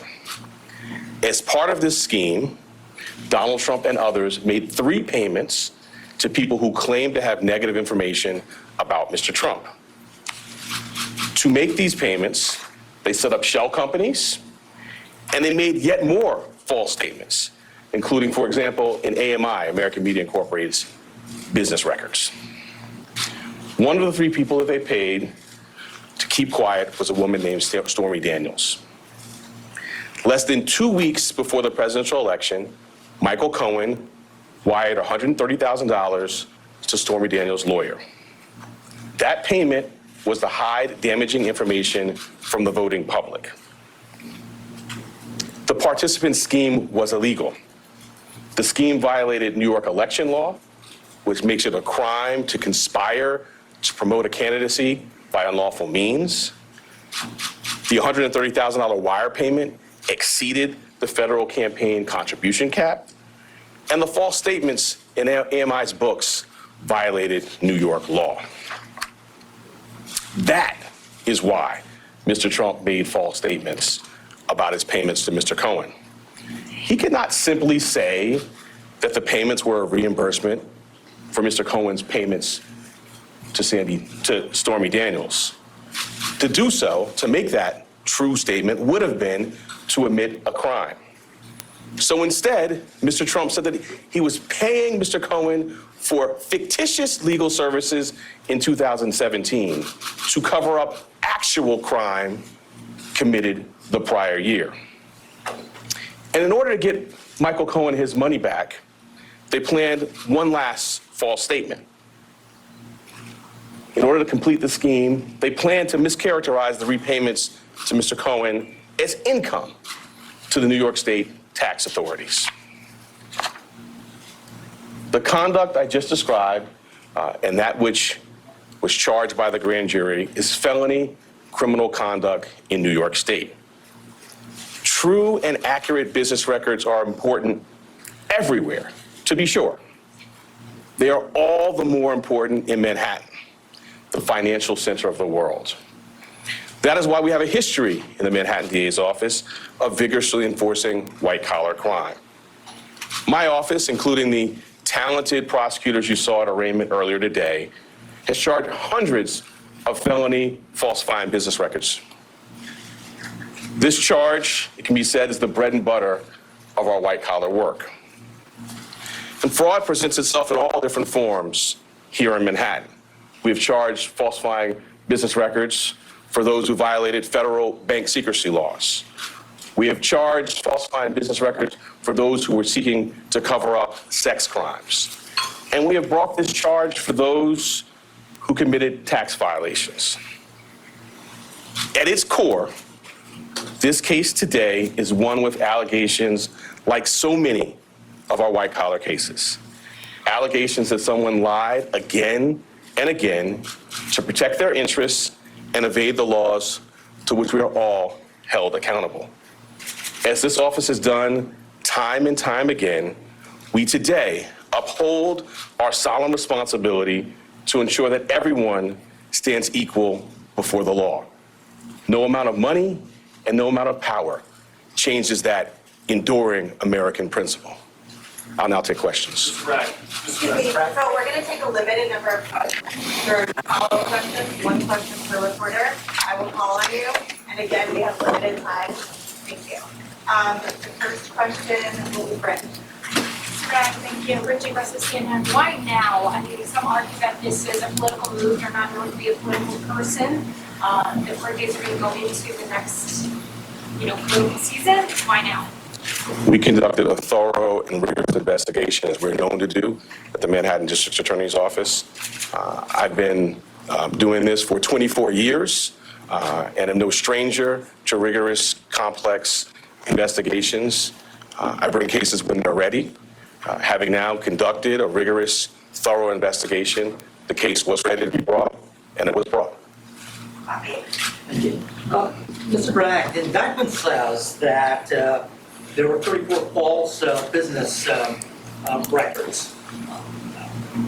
And they were done to conceal another crime, but the indictment does not specifically say what those crimes were. We are assuming, perhaps, that they might be election-related. I'm wondering if you can specify what laws were also broken. Right. So let me say as an initial matter that the indictment doesn't specify that because the law does not so require. In my remarks, I mentioned a couple of laws, which I will highlight again now. The first is New York State election law, which makes it a crime to conspire to promote a candidacy by unlawful means. I further indicated a number of unlawful means, including more additional false statements, including statements that were planned to be made to tax authorities. I also noted the federal election law cap on contribution limits. But why weren't there those crimes charged? Why wasn't he charged with those crimes? Well, I'm not going to go into our deliberative process on what was brought. The charges that were brought were the ones that were brought. The evidence in the law is the basis for those decisions. You had expressed a year ago that you had some reservations about the case's readiness. Can you talk to us about what were some of the questions in your mind that needed to be answered in order to bring a case of this magnitude? I'm not going to go chapter and verse into any thinking. What I will say is, I believe the time period you're talking about, I've been in office for a couple of months. The investigation, in my view, was not concluded into the conduct in particular that is the basis for the charges today. Since that time, we've had more evidence made available to the office and opportunity to meet with additional witnesses. So as I said earlier, I've been doing this for 24 years. I don't bring cases prior to a thorough and rigorous investigation. Now, having done so, the case has been brought. Yeah. Bragg, David Pecker, ABC News. Your predecessor took a hard look at this case and decided not to charge it. Federal prosecutors took a hard look at this case and decided not to charge it. Do you believe you have new evidence that led you to decide to charge this, or why now? Well, as I just mentioned, we have had available to the office additional evidence that was not in the office's possession prior to my time here. And as to your part of your question about the federal, we have a distinct and strong, I would say profound, independent interest in New York State. This is the business capital of the world. We regularly do cases involving false business statements.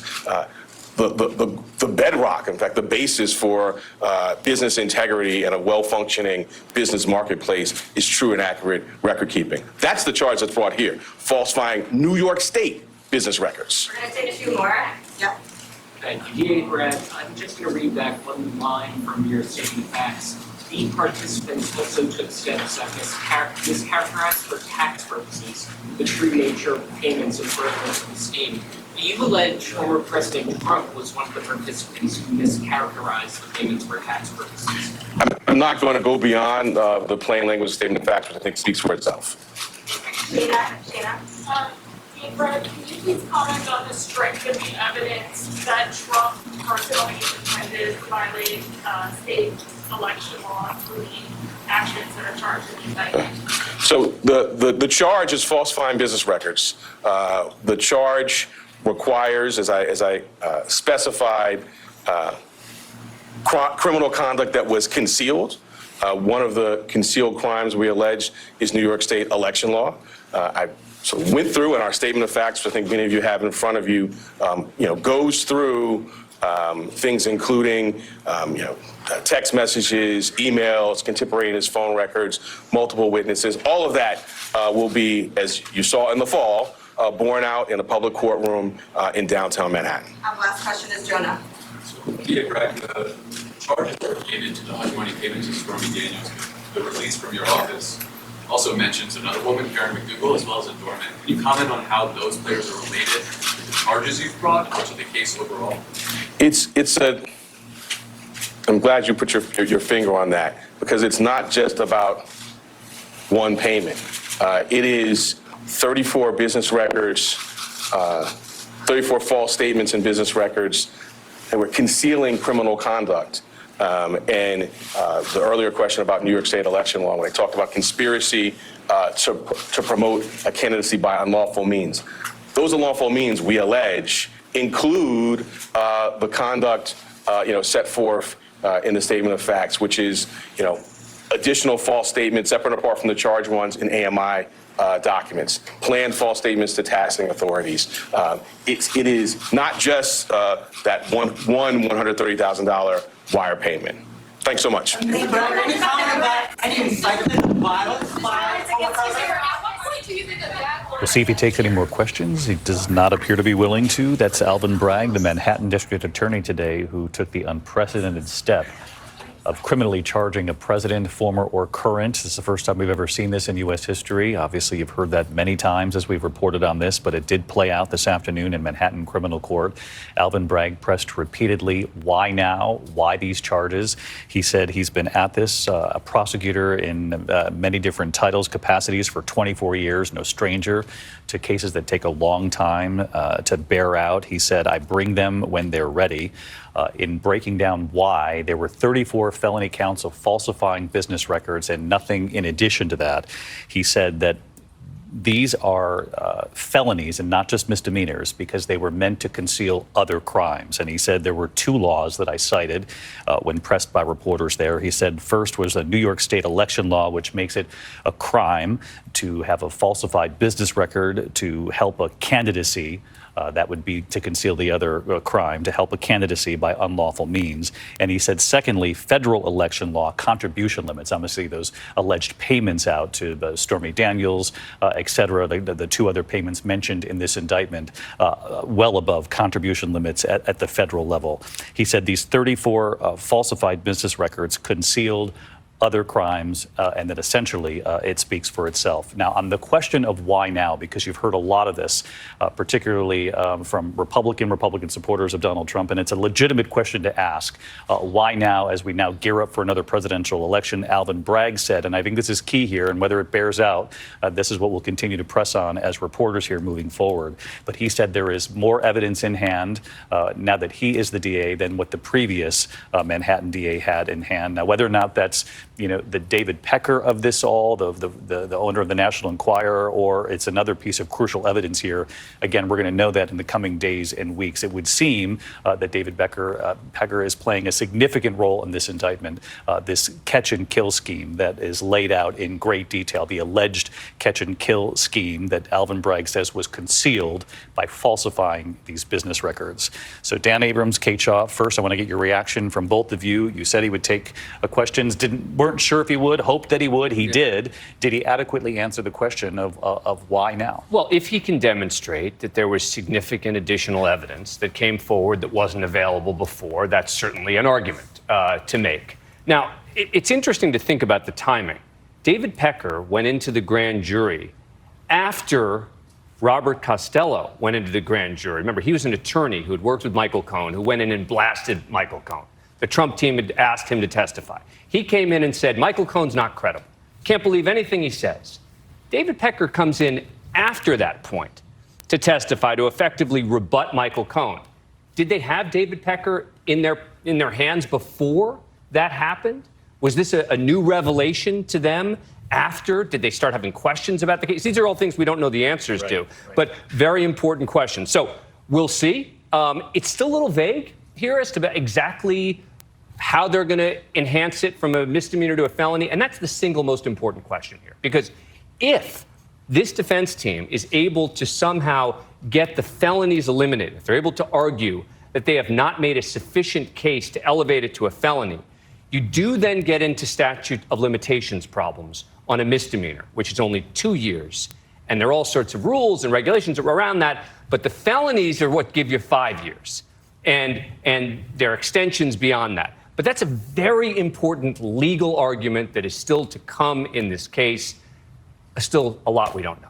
Yeah, and this connection, Kate, the other part of the question, not simply just why now, but how do you make falsifying business records a felony? And he says it's clear in the indictment why we've done that. Right, we've tied it, he says, to election integrity. This scheme, this conspiracy was about essentially inducing a fraud of some sort, right? Convincing the public to vote a particular way in a presidential election. I thought Bragg actually was quite effective here. I think he was kind of addressing critics who have said, this is kind of a small bore. This isn't as important. This is hush money payments. There are other investigations that are more significant.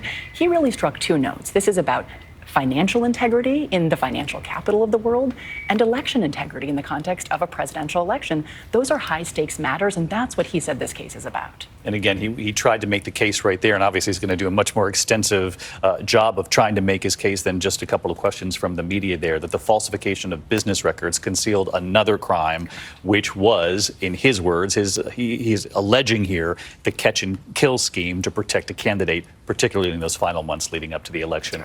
Pierre, you were talking about something else that struck a chord with you, and that's where the American people come into all this, the voters who were trying to make up their minds in an election where many believed they weren't happy with really either candidate.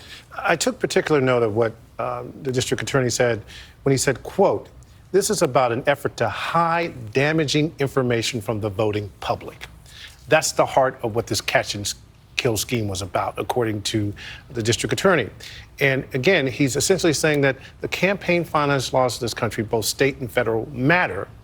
And what the scheme was about was to create the aura that Donald Trump was a viable candidate who did not have this baggage. And the idea is that this baggage would have somehow damaged the campaign to the point where he might not have been able to win.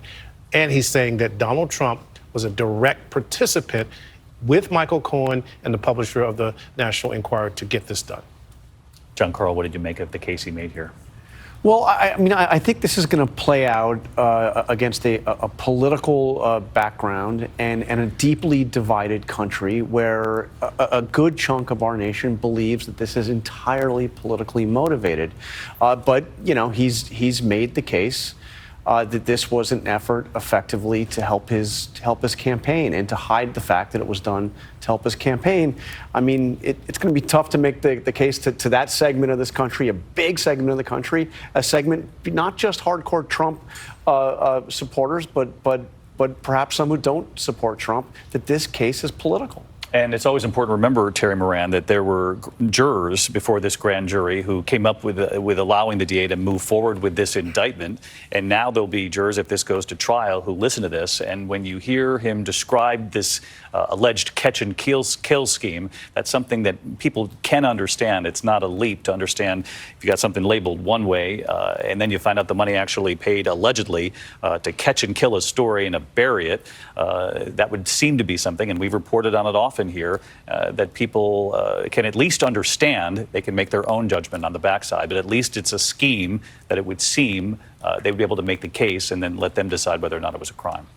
Oh, they'll understand it. I don't think there's any question about that, David, especially given the underlying tawdry facts. They'll lean in to the narrative and to the structure. The question is, can the DA prove that it is a violation of the law? And I think what we're about to embark on now is so critical in relation to what Jonathan Karl just said. Look, this is pouring gasoline on the raging fires of political polarization in this country. Alvin Bragg, the district attorney, has taken on a lot. And so how this case proceeds legally, how does he answer and get around the notion that statute of limitations has told under normal circumstances on these charges? He can. There are ways of doing it. But will that further fuel, a sense that this is a gotcha, go get 'em case, a fundamental violation of Americans' sense of fairness in how prosecution should proceed. And I do think that so much rests now on people seeing the rule of law at work. They'll have arguments at every stage. The jurors, as you point out, they'll understand the narrative, and they will have to weigh whether or not this rises to the level of criminal activity that Alvin Bragg has charged. In the John Edwards case, which, while not precisely on point, is similar, the jurors decided that what John Edwards did was wrong. There are a lot of wrong things you can do in an election. There are a lot of things you can try to keep from the voters to protect your position in an election that aren't criminal. And that will be the heart of this case. Terry Moran, our thanks to you. With just a few moments left here, I want to get a few more opinions before we go off the air and push this forward to new reporting about what we could expect later tonight once the former president's back at Mar-a-Lago. But first to you, former Governor Chris Christie, former prosecutor as well. You heard Alvin Bragg. You were sitting here as part of this coverage with us. Listen, he said here that I take cases, I can bring them when they're ready. He also revealed that we had more in hand than the previous DA had. What did you make of that? Well, on the first one, that's a standard prosecutorial line. They give that to you in the handbook when you get sworn in as a prosecutor.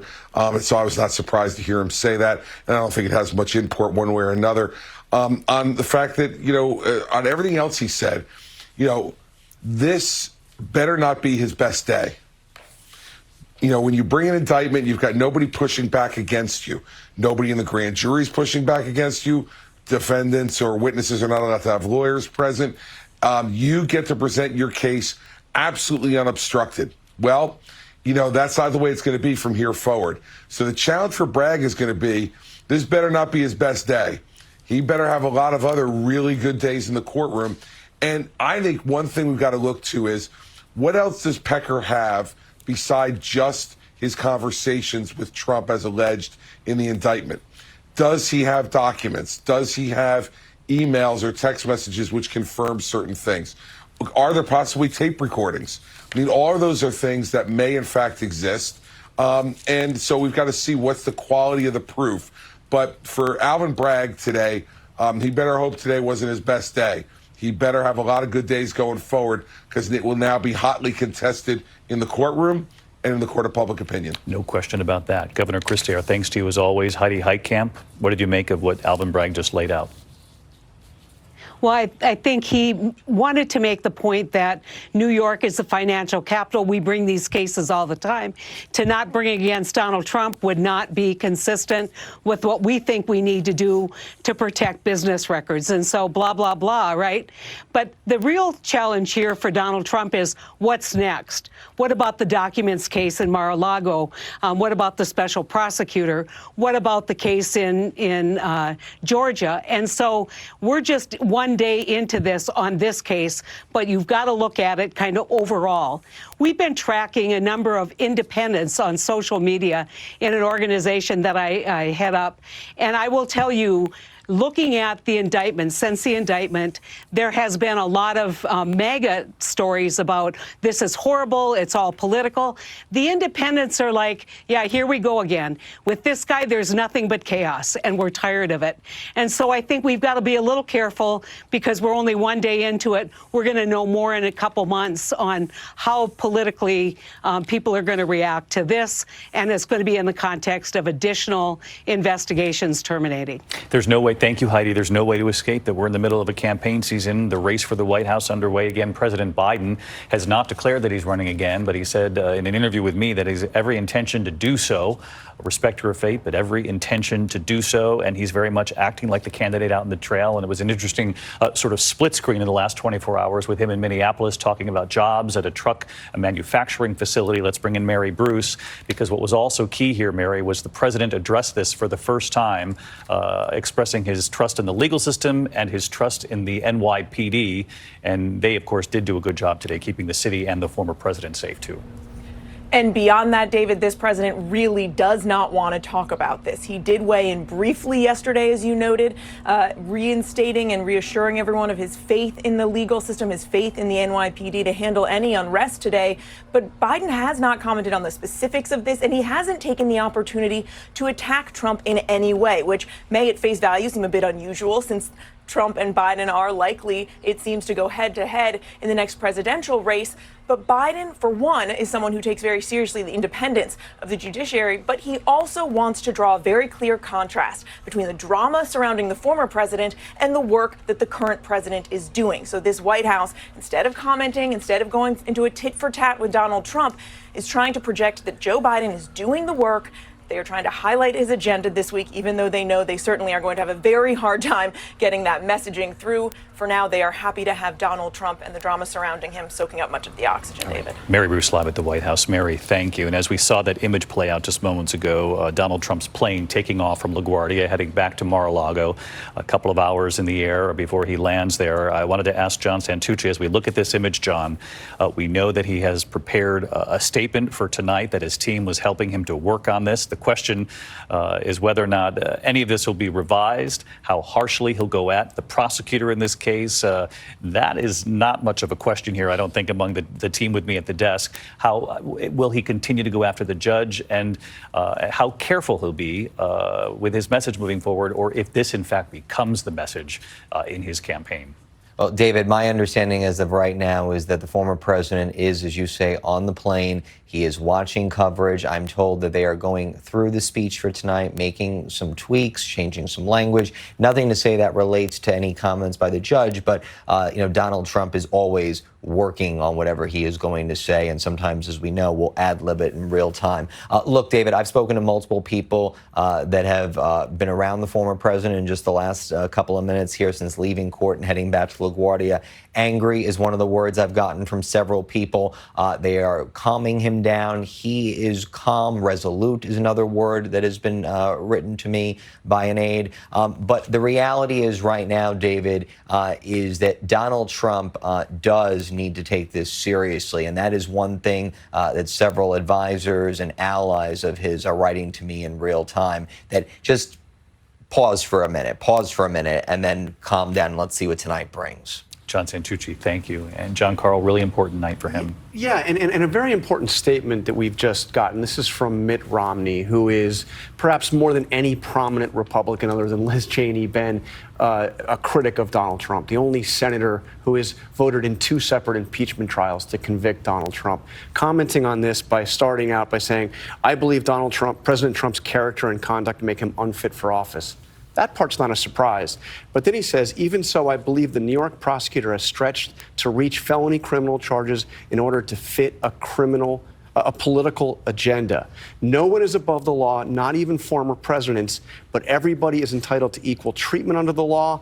And he says that this prosecutor's overreach sets a dangerous precedent for criminalizing political differences. So that's from a prominent critic of Donald Trump saying that this case just doesn't sound right. I think you're going to hear more of that in the coming days. Joining other Republicans who predicted this. And perhaps some Democrats, too. Yeah, all right. Thank you, John. And I wanted to, in closing here, do both ends of this journey. Aaron Katersky, who's at the courthouse, in a moment we'll go to Rachel Scott, who's standing by at Mar-a-Lago, because I think another important part of this story is that there had been significant concern on the part of law enforcement and authorities about the incitement of crowds. And I think that we can all, I don't want to get ahead of ourselves, but there is some relief that the calls for, protests that could get beyond what the authorities would want to see have not played out. And Aaron Katersky, perhaps you could speak to that here in New York, both at Trump Tower and down there at the courthouse. The NYPD, the Secret Service really deserves some credit here.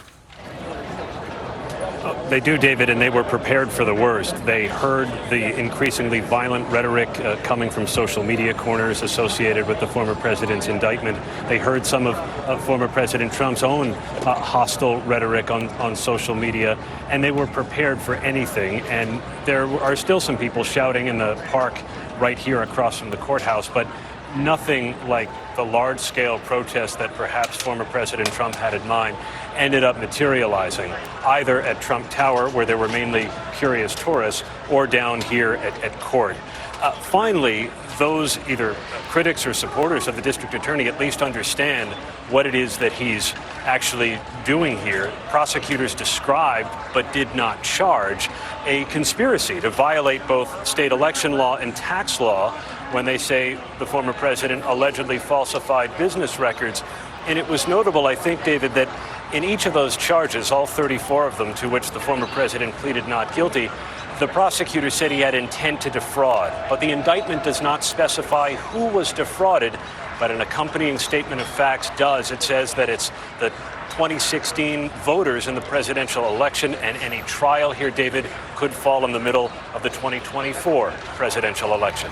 David. Aaron Katersky at criminal court in Lower Manhattan. Aaron, thank you. And a quick point from Rachel Scott before we go, because Rachel, I know you're standing by. You're at the other end of this journey. We see the plane headed towards Florida to Mar-a-Lago. He expects to appear right in that room with you tonight before a group of supporters, a much different environment than what we watched transpire at criminal court today.